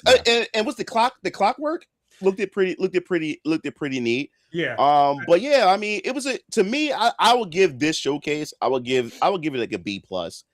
I would definitely give it a B plus. But my main takeaways from this was E-Day, Crazy Taxi, and the clockwork looked it pretty unique. You know, something that like something that's around the Xbox, you know, field right there. That looks Xboxy, you know what I'm saying? Yeah. And that's also an exclusive. Yeah. So I'm all for that, you know. But I gave it a B plus. Actually, I think there's a lot, you know, unlike the Sony one, there's a lot more good than bad in here, right? Yeah. Like, sure. I feel like you have a good list of games, and the games that, you know, maybe you don't know if they're going to be good. Like, they're not like, you know, like Persona 6. I love the Persona series.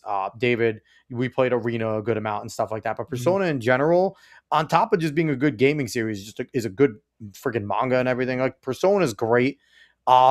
You again, like you said, E-Day, Modern Warfare 4 is going to sell like hotcakes. It's fucking Call of Duty.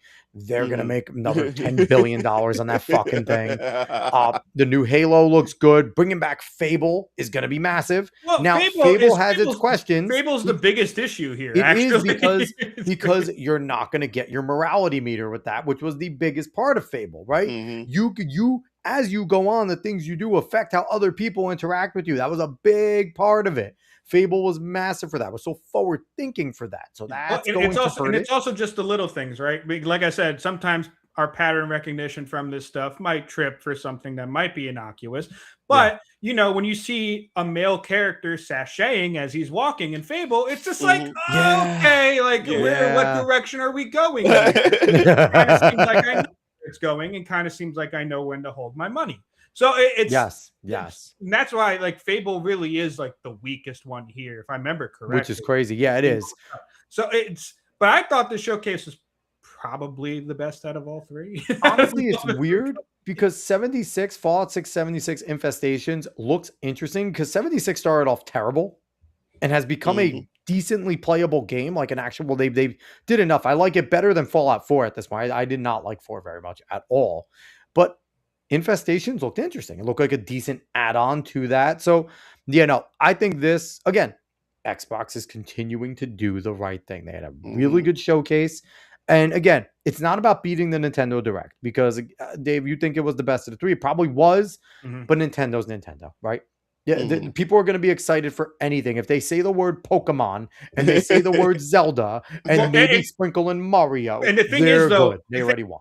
But the reason why, and we'll get to it more. The reason why, for me, Nintendo falls below Xbox Showcase is because, look, if you like JRPGs, you probably love that Direct, to be quite honest with you. But yes, they're not like there's not a lot of first-party Nintendo games going on with the Switch 2. There's no huge Mario. Yes, Ocarina of Time's getting remade, but people want a new Zelda as well. Like, people are annoying. So I think with Nintendo, they're doing a different strategy this time around. The reason why I say that is because one of my videos I've mentioned before that I said in order for Nintendo to compete with the Nintendo Switch 2, it has to be able to run the same games that PS5 and the Series X are able to run, and they nailed that. Which means coming out the gate, Nintendo can spread out their releases now because they can get all the backlog of titles that the first Switch couldn't get. So that's why you're seeing a lot of third party. You get Stellar Blade, you get Resident Evil, Call of Duty's on there. The Final Fantasy VII remake, as part of the trilogy, remake and rebirth. So they're able to catch up on all that. So all that content, they can spread out their first party exclusives and they can just plan them out how they want to be able to release them. And that's why I think that's why I'm like, okay, I can see why people are upset. Like, we're the first party, but I understand. Like, if I was Nintendo, like, no, give those third parties chance to breathe.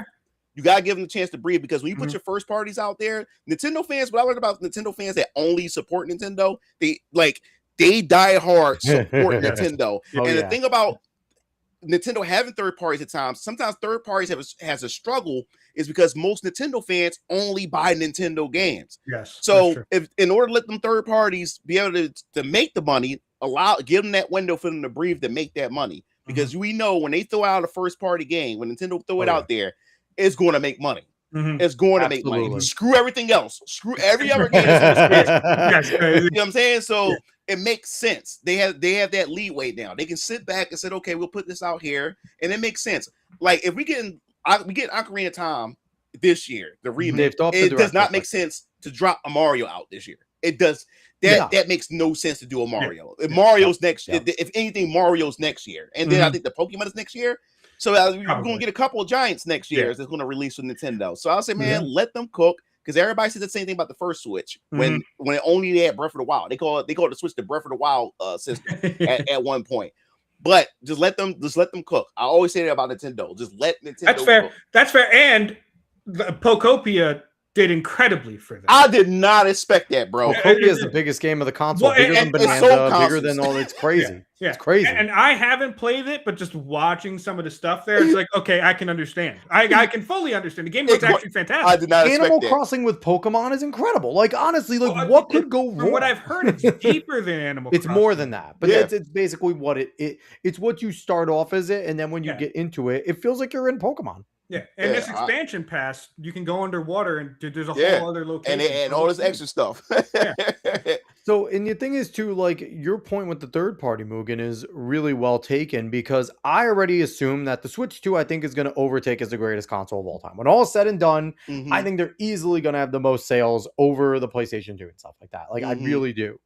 This third party is going to just make it happen quicker, because a lot of the people, a lot of kids are like, I really like Nintendo games, but I also like Xbox and PlayStation or those games. I can't play my Call of Duty on this because the graphics suck. It's slow. It doesn't look as good. You have the technology now to support that. You're going to get a lot more kids that maybe they're a COD fan, and it's like, okay, but I can go play the Switch 2 because Switch 2 plays COD just fine, right? And I can jump on. Yes, and it's portable. So it's like, I really think that the third-party stuff is smart. Now, I'm sorry, the fucking Sports Resort is gonna be a fucking blast. Like, you are gonna get the millennial. The sports is always a blast. You're gonna get the millennials, which we are the new boomers. You're gonna get the millennial boomers that are gonna look back and be like, I remember my Wii. Let me go get the Sports Resort. Like, we are gonna play the shit out of that. We are going, because customizing your Mii was half the fun, right? And intentionally throwing the fucking bowling ball backwards just to watch them all hop up was awesome. Like, those little dumb things, like, we are going to play the shit out of that. Now, Fire Emblem is Fire Emblem, right? That is always, there was that niche market that is going to go and is going to buy Fire Emblem Fortune's Weave. Looks good. It looks like Fire Emblem. I'd play the shit out of that. Interested in Star Fox because the original controversy was with the design. The more you look at the gameplay, it just looks like classic Star Fox. And I think you're really going to grab onto those original Star Fox fans, especially your Star Fox Fix 64 and stuff, the people that grew with it. That game's, I think it's going to do better than what Metroid did. Now, granted, Metroid didn't do great. It was like 4 million copies. Well, but for that niche group, Star Fox is another niche group like Metroid. I think you're going to get like 5-6 million copies sold. I really do. It's going to do well. It should do pretty well. And I mean, Duskbloods is right there. And very interestingly enough, for Duskbloods, we only got a cinematic trailer. Yeah, I'm still curious. I'm not a Souls guy. Yeah, but I'm still curious about it. Like you keep teasing it. You like you keep. Like I want to you give me blue balls here. Like what's going on? Like which is it's just very interesting to see only a cinematic trailer still. Yeah, like I want to see some gameplay now. Whenever that comes out, I don't know. I think people are still interested in it, but you know, it's difficult because you can only hold on to people for so long. But it's biggest from software. Software is going to always have their people that want to play it, so they could do cinematics for now. The biggest thing that came out of this was Ocarina of Time. Ocarina of Time. Yeah, actually, another cinematic trailer, but that's all it needs. Mugen, what did you think of that trailer? You think it did basically all it needed to do? What do you think of the design? One, yeah, I believe it did all it needed to do, but this was leaked months ago. So I was kind of expecting it at some point. It was just a matter of when we going to actually hear about it and everything. But you have to understand, like, when it comes to Legends of the Ocarina of Time, like I said, my first ever game that I've ever played at the age of 4 was the original NES Zelda. Like, my parents still tell me to this day, my dad was like, yo, when you was in your mother's womb, I always used to turn the NES on and play it. And he said, when you came out the womb and we brought you home and I turned the NES on and the theme song came on, your eyes was looking for it. Like you heard it in the womb. Yeah, you heard it in the womb. So when you came out the womb, you knew, you recognized it, you know? And I love Legend of Zelda. But when it came to the 3D Zeldas, when it finally went 3D, Ocarina of Time just changed my life as a kid gamer, man. I love the Ocarina of Time, you know what I'm saying? And when it comes to ranking the 3D games, like I always have the hardest choice I always had. Which one is my number 1 3D Zelda game? It's either Ocarina of Time or Legend of Zelda Wind Waker. It's always those two. Wind Waker, really, bro. And the reason why I love Wind Waker so much is because I was a hater of Wind Waker. When they first announced Wind Waker, they showed those corny ass cartoon graphics. I'm like, what the hell are we doing here? Because remember, during Space World, which was Nintendo's E3, they used to have their own convention called Space World. So they showed, when they showed off the GameCube technology, they had a tech demo of real graphics of Link fighting Ganondorf. I thought that was the Zelda that we was going to get. And when they finally announced the next Zelda game, it was a fucking cartoon. I said, Nintendo, what are you doing? Because I was already frustrated at the fact is that when the GameCube released, we didn't get a Mario game. We got a Luigi game with a vacuum cleaner sucking up ghosts. It was all these weird choices. Which was a great fucking game in retrospect. Like, it's a good game. But at that time, as a GameCube fan, I was like really depressed because there was a lot of these weird choices they were making back then on the GameCube. And then now the gut punch. My favorite franchise, which is Zelda, is now a cartoon. What are y'all doing? Once I pre-ordered it, because I'm still a Zelda fan, I'm gonna give it a try. And when they gave us that demo, when they came with the they had Wind Waker as a demo, I said, this is kind of all right. And then when the game finally came out, it won my heart. The story, the charm that it had, and it's one of my favorite Zeldas. But then you look at Ocarina of Time, man, it's like those two right there. But now we're remaking this, and what I'm hoping is that we get additional cutscenes.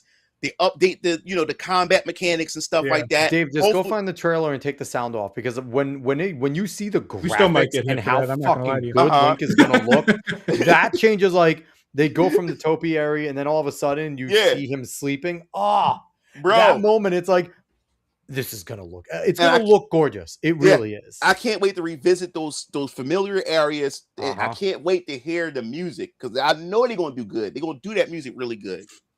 Yeah. So it's gonna be good. I mean, but it's smart to do this, because I think people were Breath of the Wild and stuff like that. I think people were not getting tired of it, but we're kind of wanting to come back to a little bit more of the old school style of Zelda. Yeah, Breath of the Wild was not my favorite. But we got two kind of open world-esque type of Zeldas, right? And now I think people want to kind of come back to that little linear open type of style that they had. And this is the perfect little thing to show people like, hey, we can do it. Now we're getting the graphics going. And I think this might be like the teaser to, hey, we're going to give you what you want back. Here's Ocarina of Time. We're working on that new one in this vein as well. And the movie's coming out too. I was going to say, the movie's coming out is the biggest thing for this. Because you don't piss anybody off with the new game. You give them the old stuff. You let the movie do thing. And if the movie's any good, you might be able to make a game based off that movie. Oh, it looks so awesome. It's going to look amazing. Well, I actually saw someone say something on Twitter that would be really fun. I don't think they're going to do it because I think they're putting so much into Ocarina in and of itself. But someone said, like, what if at the end of the game, like, you started riding off with Epona and then Majora's Mask starts and you play through Majora's Mask, which would be crazy. But I doubt they're going to do that. I think if anything, if anything, they will remake Majora's Mask. Exactly, they'll just fully remake it. If this does well, though, why wouldn't they continue to do stuff like this? Like, right? Like, if this does well, and it's going to do well now, again, they have their metric, they have their number. This is going to sell in the tens of millions, right? Like, it is going to be gigantic. Yeah. Well, their new strategy is to try to have a Zelda game out every year in some shape or form. They're trying to do that because the other rumor or the other leak is that Ganondorf or Ganon may be getting his own game at some point, just like how Zelda had her that little chibi one. That little chibi one. They think saying there was a leak saying that Ganon may get one of those too, as well. And I think that'd be interesting because you got Link had one, which was a remake, and then Zelda had one, and then it completes the Triforce. Then Ganon get one. I think that'd be pretty neat. So that's their goal. They're trying to do a Zelda game every year at some point. So I would love to see them remake Skyward Sword. I did enjoy. Yeah, Skyward Sword was another. The only thing I didn't like about Skyward Sword, because like I said, Ocarina of Time really set me up with story because all the Zelda games before the 3D Zelda games, I played them, I enjoyed them, and story was like the last thing on my mind. But Ocarina of Time was really kicking in like narrative, and then Wind Waker stepped it up a notch, and then I became more of that Zelda player that's playing Zelda for the story. When Skyward Sword had the story, but oh my god, the backtracking. After a while, I got tired of the motion controls. It could get cumbersome. I never finished it. I never finished it because of that. And the thing is, like, you know, Wind Waker has its annoying moments, right? Especially like when you have to capture all the pieces. But I'm about to say that part was annoying. Exactly. But the thing is, at least with Wind Waker, the sailing is fun. Yeah, like it was. You're not walking around everywhere. The sailing is enjoyable. Like you could just sail and just enjoy. And a really different dynamic than what you got from the other Zeldas. There's something new and cool and fresh, and it felt fun basically every time. Like it was a fun thing to do. So even when you're doing that annoying collectathon of those pieces, it's just like, well, at least I'm still like you're not walking around everywhere. You're still sailing and you're still enjoying your time. So you could be frustrated, but it's just like. It could be worse, you know? Yeah. So, Mugen, as a Zelda fan, what are you thinking about the movie? Are you cautiously optimistic? Like, what do you think about it? All right. For this thing to really, for me, as far as the movie is concerned, like, what they got so far correct, or what I'm liking, is the casting. They actually they're not trying to be stunning and brave and trying to do some diversity or anything like that. You didn't want Hunter Schafer as I didn't want none of that. So they did a good job with that. Like the actors looked the part. Yes. Now the thing that I want them to do with this movie is do not try to just recreate a Zelda game within the movie. Like every Zelda is its own thing, and I think that this movie should be its own thing. And I think it would be neat that you could take this movie and put it in the Zelda timeline. You know what I'm saying? Let it be its own thing. Don't try to copy Skyward Sword. Don't try to copy. No, let it be its own Zelda story, its own narrative. Because every Zelda game was always at some point, sometimes a different Link, a different Zelda, a different narrative. Treat this movie like that, because I don't want this movie to be shackled by the game. Tell its own story, because I think that's what they'll be able to, I think, succeed, in my personal opinion. And they're talking about like they want this to be like a trilogy, and if you want to do a trilogy, like it's stamped. It's stamped as a trilogy. And I think we're gonna get a Link, Zelda, Ganon. I think that's what we're going to get. The three of them, their own stories. Now, here's the real question. And Dave, I've asked this before. You know my answer. Mugen, is Link allowed to talk? I'm for it. I'm for it, especially if when this movie come out. He like I can't. Yeah, see I don't want him to say a goddamn word, dude. I can't see a movie with him not talking. And if he does talk in the movie, best believe in future games he's going to talk at some point. Yes, like 100%. Like especially if you're going to go full story Zelda. Like I like the Silent Hero is pretty cool, but after a while, like no, I want my heroes to talk. Like, you know what I'm saying? Like, I want Link to talk, but you got to do it right. You got to get the right casting, and you got to nail it right. That's one thing about Zelda. If you want to do it and have Link talk, you got to get the right person for Link. You got to get it right, because if you don't get it right, that's where it all falls apart. Because people try to use Metroid Other M as a reason why you shouldn't make Samus talk or any Nintendo characters talk.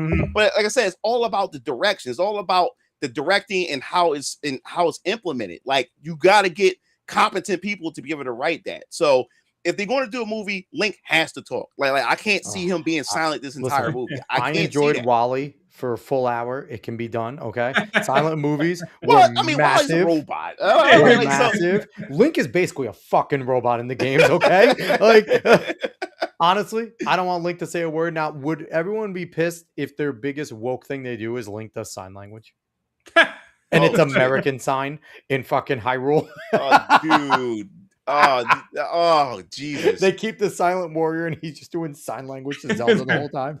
I'm really curious about this. I am really curious about this movie. I am really curious. And the thing is it's like the Mario movies are whatever. They're like, for like having Mario elements in them, and actually you see all the stuff in there. It's actually pretty cool to see. They're just fun little romps. They are. But when it comes to this, like you said, with the casting, honestly, the fact that they're filming in New Zealand, like it's not a cartoon as big. It seems like they're taking this very serious. Yeah. Now, I may be wrong, but it seems like they're like, no, this is basically going to be an epic. Like, I'm about to say that word, epic. I want this to be an epic that you will really remember for generations. That you can tell your grandkids about this movie and show it to them and stuff. You know what I'm saying? Like, I wanted to be on that level in some sense. You know what I'm saying? That like it has to be. It has to be. It's the type of story that you could do it for. Yeah, like this is the story where you can world, make it. This is like something cemented. This is something serious. Like you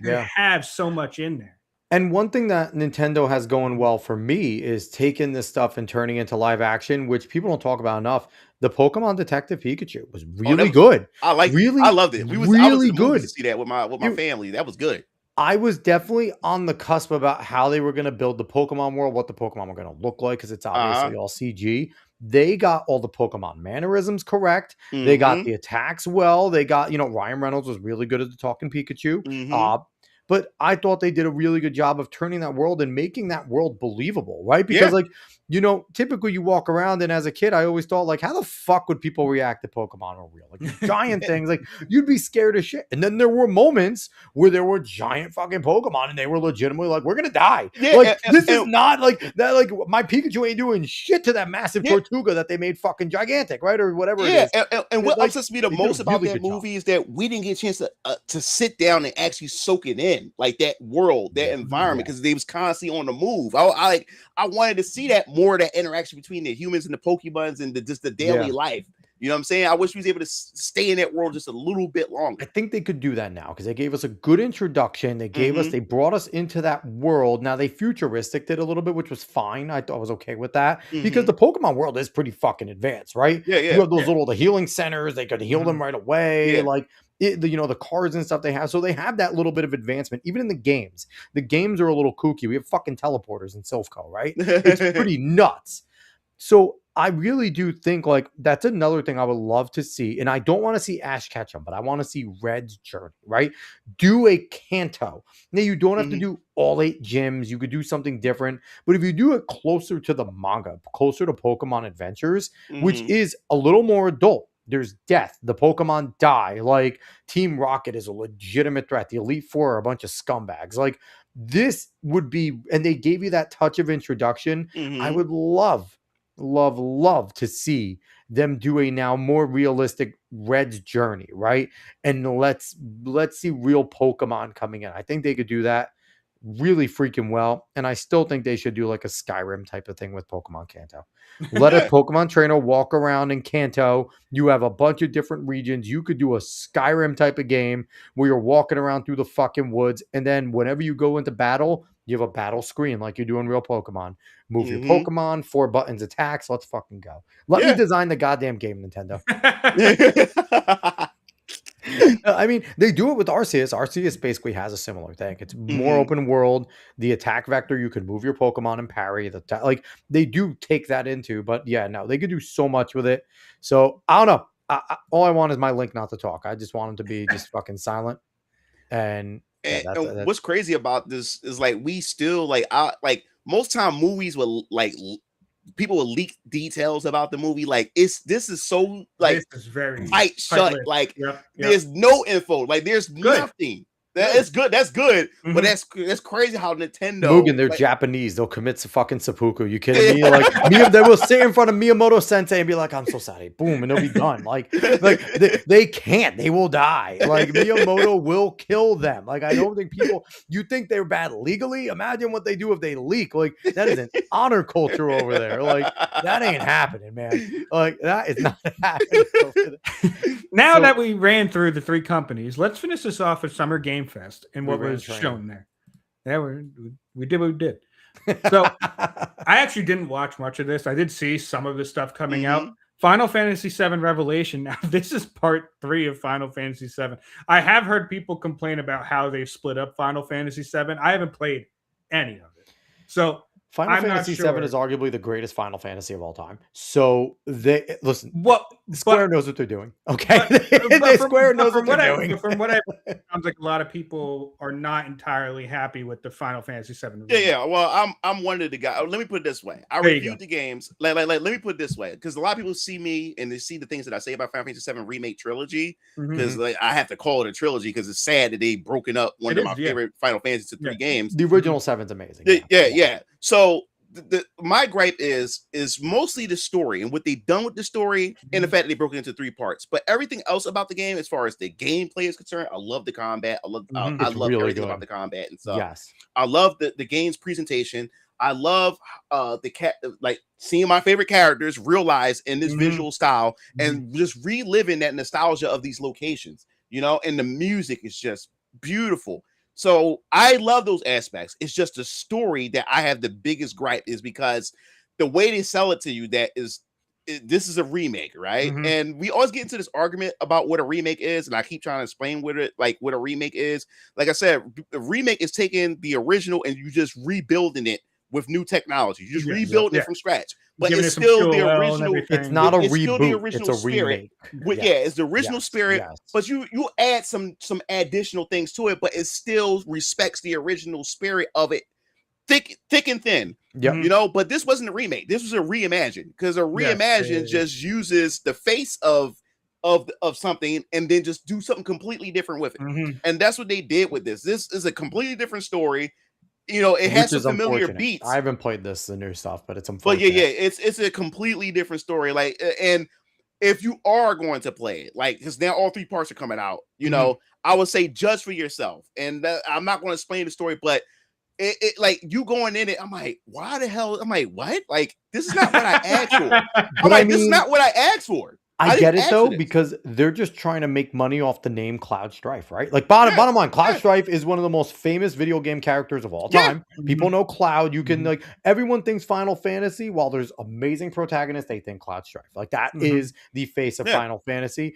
And I get what Square Enix is trying to do. Let's squeeze as much out. Let's put Cloud's name out there as much as possible to new people. Like I get it, and you know, and from what I've heard with the remakes, if they didn't put the number 7 on it, if it was just another Final Fantasy and they took Cloud's name off of it, it would be a really good trilogy of games. Like it's just the fact that they're trying to sell it as Final Fantasy VII. It's the same world. It's just not the same story. Yeah. Like, because this idea, I would have been fine with this idea if they put this on another Final Fantasy, like on a more new original Final Fantasy. I've been cool with this, but this is Final Fantasy we talking about. Like, why are you putting these elements? We talk about multiverses. We talk about all kinds of stuff. That makes no sense. This is not a Marvel film. This is the Final Fantasy VII, not Marvel. Like, what are y'all doing? Like, I don't know. They need to give me a new give me a remake of Final Fantasy Tactics. That is one of my fucking. Well, they remastered it. Yeah, they remastered it. Yeah, they did a remaster. I don't want a remaster. I want a remake. Yeah, a remake. Well, this is the real... thing. They did. The creator did say if that remaster did pretty good, they're gonna just do a sequel. They're gonna just do. That's fine. Yeah. So give me Ramza back. I fucking love Ramza. Ramza, that's my dude. Ramza, I fucking love Tactics. Bro, I was saying this. Delita's a scumbag. I love Ramza. I would say this. If I was to rank Final Fantasy games and include spinoffs, it would be Final Fantasy 7 and then Final Fantasy Tactics, and then Final Fantasy 9 as my top 3.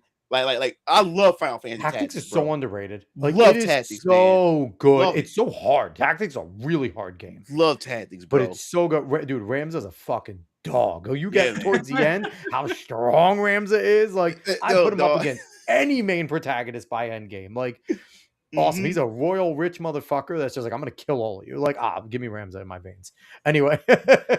Street Fighter 6 did announce DLC characters, Tifa being the biggest one, the one that got the most notoriety. That's interesting. Of course, Tekken lost out on that was leaked too. A lot of people didn't believe it, but I was like, come on, this is grubs. Yeah, but Tekken lost out on Tifa, and that was really interesting that they lost out. Considering Street Fighter, Mortal Kombat, and Tekken all released pretty close with their newer ones, and losing out's big. Yeah, we talked about Stellar Blade. There's The Wolf Among Us, which is interesting. I never played the first one. I've only heard good things about it. And I like Telltale generally, but I heard Wolf Among Us, the first one, is fantastic.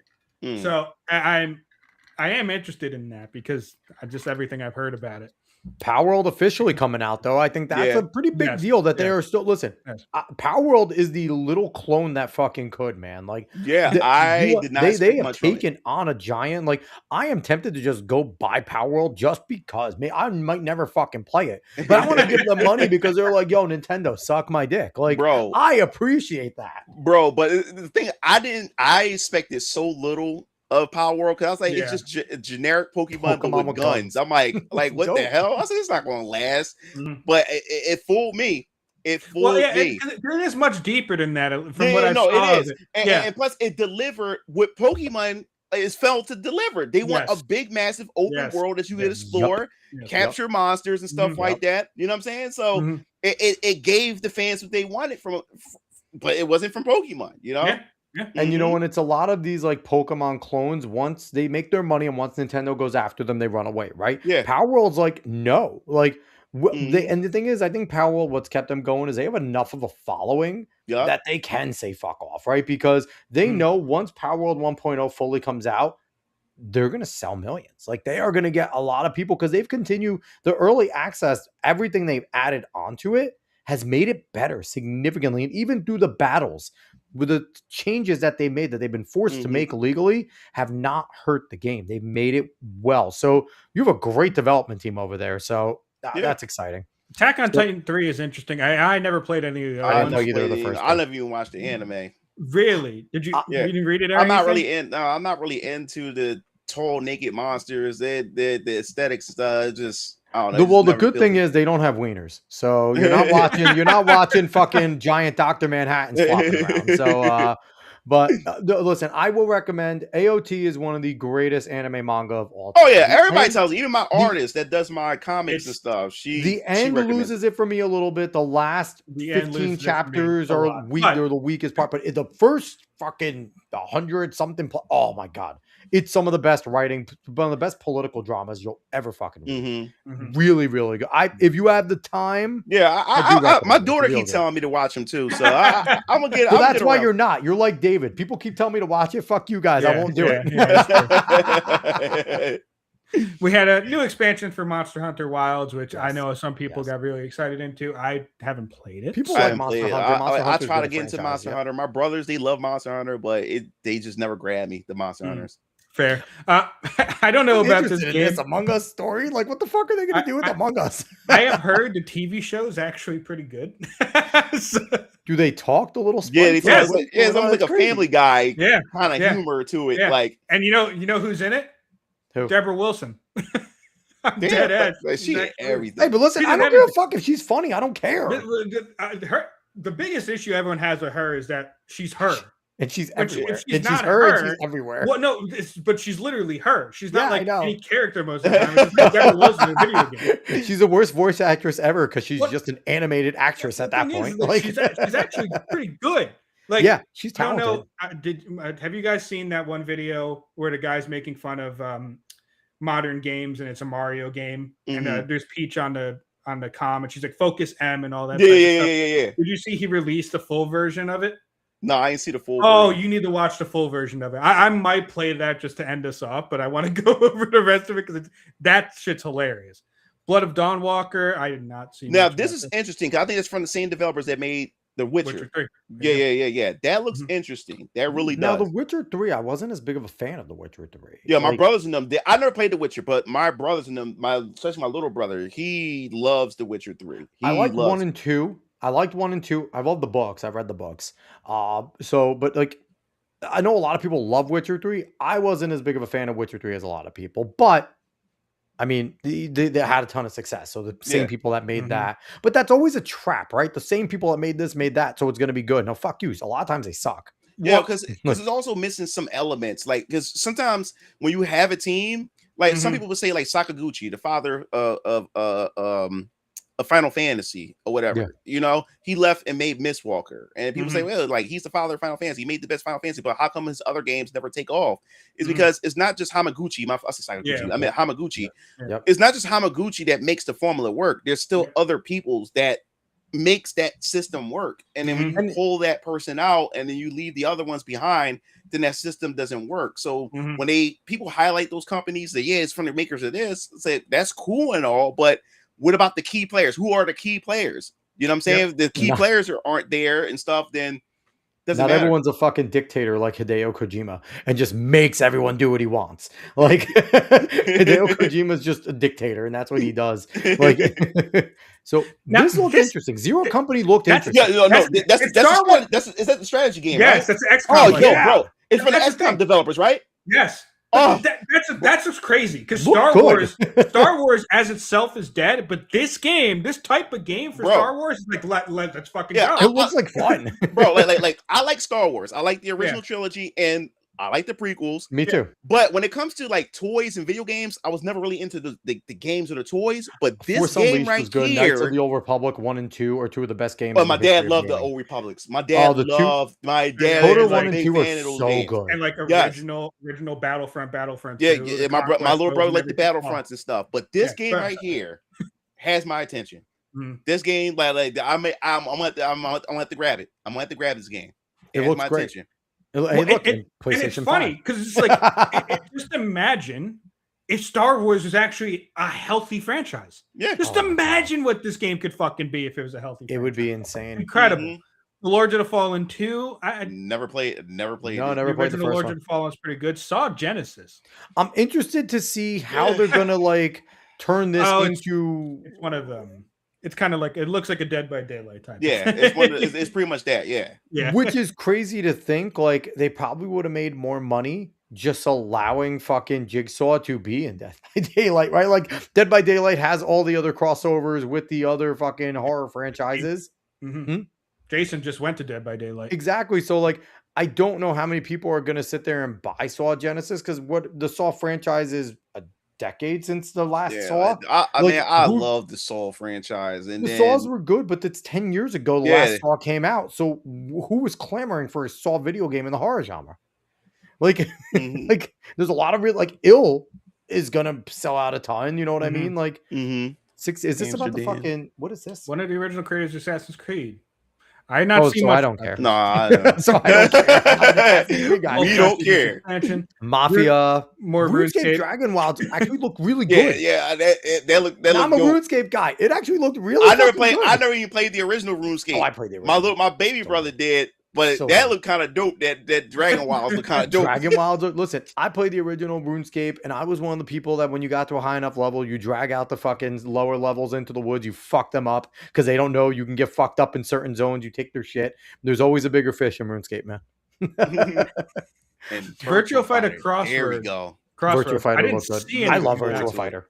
Virtual Fighter is amazing. Looking forward to it. Does it look good? Now, should Virtua Fighter beyond good? Now, are they using the new Unreal Engine for this Virtua Fighter? Because I know Virtua Fighter always had the updated Unreal. They have their. Are they? I think they have their own engine. I think. Because I remember the original Virtua Fighters and also like the original Tekken were running on the original Unreal engines. So it might be using the new engine. It looks because the Unreal 6 is just coming out. It looks so shit! Yeah, I have seen some of this trailer. It looks so all over Twitter. It looks great. It does look fucking good. It does. All the Virtua franchise, like I love the Virtua Tennis and all them. Like, Virtua Tennis. Virtua Tennis is awesome. Fucking diving around. No one dives on a tennis court. Those motherfuckers are diving everywhere. Like. Crossfire, new story driven from Call of Duty developers. That could be fun. I miss the good stories. I miss playing and trying to play battles from those times. That was fucking fun. Gundam. I mean, I just like Gundams. The fucking I didn't even know when I first saw this trailer. I'm like, this is a Gundam game. I'm like, holy crap! What the hell? What the hell? So this is a Gundam game. Like fucking, they're bringing back Gundam Wing. They're making a new Gundam Wing part. I didn't even know. They're bringing back the anime. Now this was a really interesting one. I'm fucking pissed. Ronin getting a game. I don't want it. Give me the movie.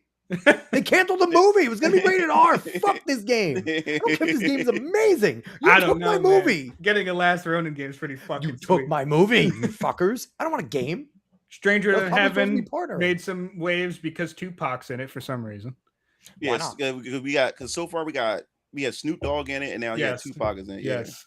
So can you just make a fucking new Def Jam at this point? Make a new Def Jam fucking new Def Jam fighting games. Give me a new one, okay? Those are fucking awesome. Those Def Jam games were so good. Seeing some of Blood Message, it looked pretty fucking good, to be quite honest with you. Gen Atlas. I know nothing about this one. Yeah, that's from Ico and Shadow Colossus. Shadows of Colossus. It's gonna be Shadows of Colossus was so good. I didn't see this trailer. What the fuck? Yeah, Alien Isolation 2. Yup. Oh, I had no idea. The first game's incredible. Yeah. I didn't play it. I was too scared to play it. But my David loves those. My dad. They're making a Cuphead sequel. That's exciting. Yeah. The original Cuphead I loved. This is probably the biggest one that came out of it. Resident Evil Veronica. Remake of Code Veronica. Which, I mean, it's just going to be everything on the RE engine again. I mean, the thing with this, though, she doesn't look bad. They actually made a lead role here, and she looks good. She's a good-looking woman again. You know, she's proportional. To the original, she's close to it. And I'm happy with what they did. The new RE2 engine now. That's why she looks radically different from the last remake. Yes. Or whatever. And it looks even better because they're using their new RE2. They're using the RE2 engine now. Yeah. So every game moving forward from Capcom, starting with this, is going to be the new engine. So I can't wait to see how radically improved these games are going to look. Can we talk about the tear Capcom's on, especially even just with Resident Evil? Generational right now. It's insane. It's been insane. But that wraps up Summer Games Fest. That wraps up basically the announcements that we've been getting. There's been there's a good bit of bad. There's a good bit of good too. So it is very interesting. We're in a better situation right now, but I do think price point is still going to be a killer. I would a lot of these things. So real quick for you, Mugen, how strong of a response from the consoles between Summerfest and all this stuff, the directs, the state of play, everything, how strong of a response to Steam was this, right? Because Steam has been kicking their ass for the last 5-6 years. Everyone, so many more people have bought PCs. Steam has been great. They're taking advantage. They raised the price of the Steam Deck. They're coming out with the Steam Machine. Has this been a great response to that, and is this giving the consoles a little bit of life against the PC right now? Me personally, I'm a console guy. Like I have a capable PC, but I'm not really a PC gamer. So everything I look into is more so on the consoles. I think it gave consoles a leg because, like I said, at the end of the day, man, people like convenience, and I think that's what consoles give, man. Like you just plug and play. You know what I'm saying? A lot of people say, man, just get it on PC. Like, no, like, bro, like I just can't do PC gaming. And I think the main thing that really bothers me with PC gaming, the reason why I can't get into it, like my workstation, I sit here, I do stories for VenusOrionComics, I edit videos, I do everything here. And now I don't like I can't play video games at the same station where I work. You know, like I gotta get away from the station and just turn my TV on and just play my games and stuff like that. But as far as Steam is concerned, I think consoles really gave some competition, especially like I said with these exclusives. These exclusives right now, I think it's the only way that's going to really pour people back in and say, you know, I gotta buy a console. I just have to get this console in order to play this game. And I think we really need to get back to that. I saw this funny meme. Somebody said Phil Spencer ended the console war, and then Asha started again. Yeah, seriously, she reignited it. And I will say the one thing that there was a lot of decent AAA titles. Really, there were a lot of decent, and it's not like the heavily marketed, but there's a lot of those games that we talked about are from AAA studios. And are they going to be world beaters like we're used to seeing? No, but they're going to be successful games. And I think that's what AAA needs right now. They just need to, because back in the day, your AAA studios would have their bangers, but then they would have a bunch of just really good games in between, or just good, right? And I think we're seeing with a lot of those titles, there's a bunch of double A's in there too, but there's some AAA studios in there that are just making good games. And I think that's what they need to get back to. Let's not make $200 million games. I'll spend 40 million, whatever, which is still a massive number, but let's spend 40 and make a pretty good game to keep us afloat, make money. And I think that's what we saw. What I noticed throughout all of them is that you have a lot of people making just good games, and that's what we need. A whole bunch. That's what PlayStation 2's catalog is, a catalog of good games. You know, it's like with some really great ones, but a lot of really good ones. Yeah, and what people also don't understand too is that society shifts faster than game development, because a lot of these horrible games that we've been seeing, these games were made during the time of like after Gamergate and stuff like that, and they're trying to create the match the trend that's going on at that time. But because of social media and the culture war and people going back and forth and stuff like that, by the time their game is almost at completion, society shifted, the narrative turned and stuff, and that's why a lot of these games recently have been coming out and dying, because the culture changed that fast. You know, so now we're starting to see some differences, and we won't see a major pivot in gaming until we hit like 2030 and beyond, because a lot of those games are being made right now. We just won't see them until 2030 and beyond. So that's why it seems like gaming may be doing like, man, it may be healing. It may be healing. No, it's the fact is that this slop that was coming out are finally releasing now after they spent all these years, and now the rest of the slop is starting to finally finish doing this thing, while these next run of games is going to be much different than what we've seen before, because they're being developed now in the current trend or what's going on in society and stuff like that. So we just want to wait and see, man. Like like I felt happy this like over the weekend. Like I haven't felt hyped for gaming in a very long time. It felt like for a second there that I was reliving E3 for a second with these announcements. I was literally hyped. Like my brain was overstimulated. Like I felt like a kid again. VenusOrionComics, or should I be making some videos talking about it? Like that's good. It's all over the place. But that's what you want to be. So the real quick question: have you seen anything about the Avatar fighting game, and what do you think about it? All right, let me tell you this. That Avatar fighting game, don't let it fool you, because it's from the Mike Z, and it's from the creators of Skullgirls. And if you know anything about Skullgirls and Mike Z is a competitive video game, fighting game player. He's in the fighting game scene. So when you take a competitive player that loves fighting games, fans of fighting games, you know you about to be in for a treat. Like, so they just took all that competitiveness and just put that shit over Avatar. You know what I'm saying? So it's going to be some wicked stuff. I've already seen like pro players like Justin Wong and a couple other players like playing it and pulling some sick combos. And like I said, it's Avatar you're looking at. Like, like a kid's cartoon doing sick stuff. That's the thing. I'm seeing some stuff from it, and it looks fucking good. And just the characterization, I forgot who is Sokka can go invisible, but it doesn't work on Toph. And stuff like that, and like certain things, like okay, you could see the energy put into this game. How I knew this was hardcore, like with Toph, like in fighting games, you never want to get pressure and put into the corner. No, Toph, that chick brings the corner too. She can just make a wall behind you anywhere on the screen. This is crazy. As long as Korra is the weakest avatar, then we're good. Fuck Korra. And that new show looks terrible. But I'm sorry, but I digress. I'll still watch it, but the new show looks bad. Anyway, MugenLord, thank you so much for coming on, man. We appreciate it. No problem. I appreciate you guys hitting me up. I'm always open, Twitter, for being a guest, on the show and stuff. And as I said, like when I have some time and try to set things up, I like to have you guys on, come to my platform and have my people come check you guys out and see what you have. But yes, that's my Twitter. You can go check out VenusOrionComics.com. I got my MugenLord Twitter as well. You can follow both.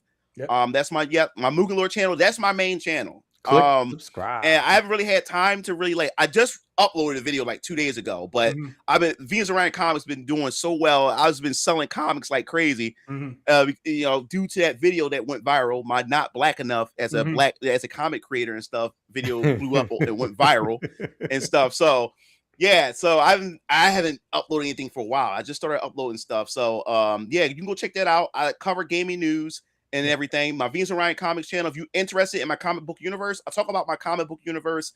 I also give you insight at what it's like to be an independent creator in general, the process, how to crowdfund. And I tell you some of my, brutal stories and stuff, or what it's like to go to conventions and everything as a creator and stuff. So if you're interested in things like that and you need that inspiration, especially if you are a creator and you're trying to go out and build your own thing, I'm telling you, there's a lot you can learn and insight that you can get, from the VenusOrionComics channel. Yep.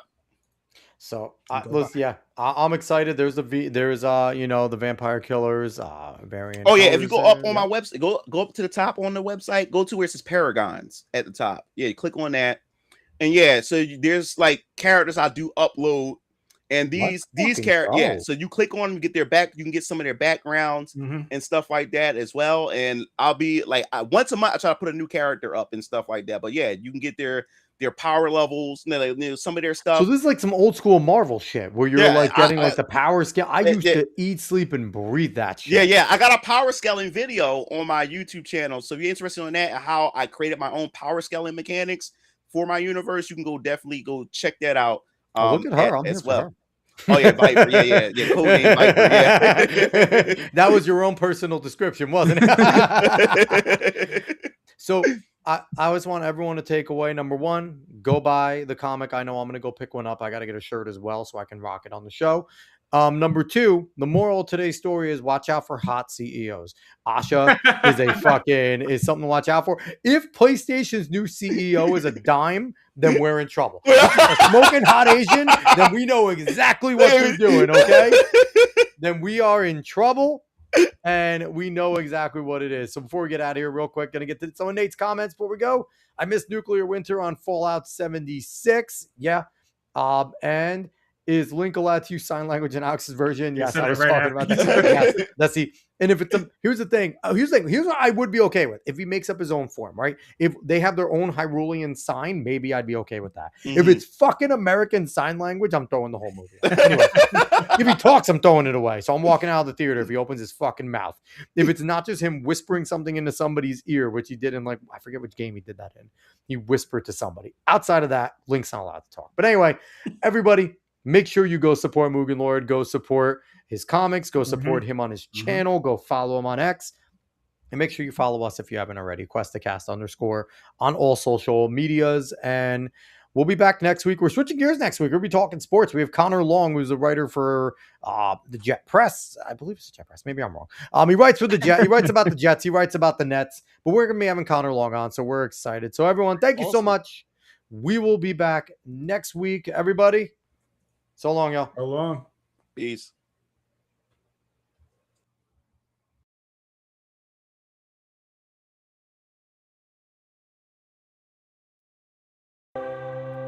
But I can't lie, I struggle with faith sometimes, and I ask why. I question his work some nights, I try to look up when I feel stuck. I try to look up,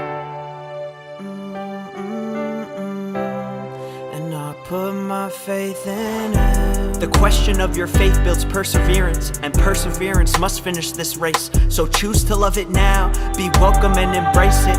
Let him do his work, but you must work, don't get complacent. Don't let that seed of greed plant its roots in your foundation. The house you build is nice, but underneath it you'll find Satan. And then you'll become a victim, you'll grow cold and start complaining. So choose to see the sun behind the clouds when it is raining. You choose to keep believing, you choose to keep on fighting. You choose when something's wrong, you do your best to make it right. And you choose to never quit.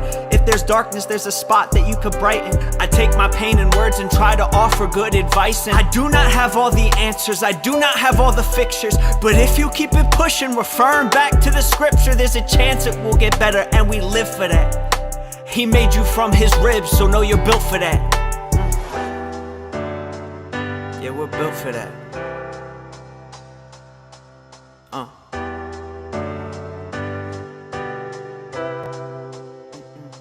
But I can't lie,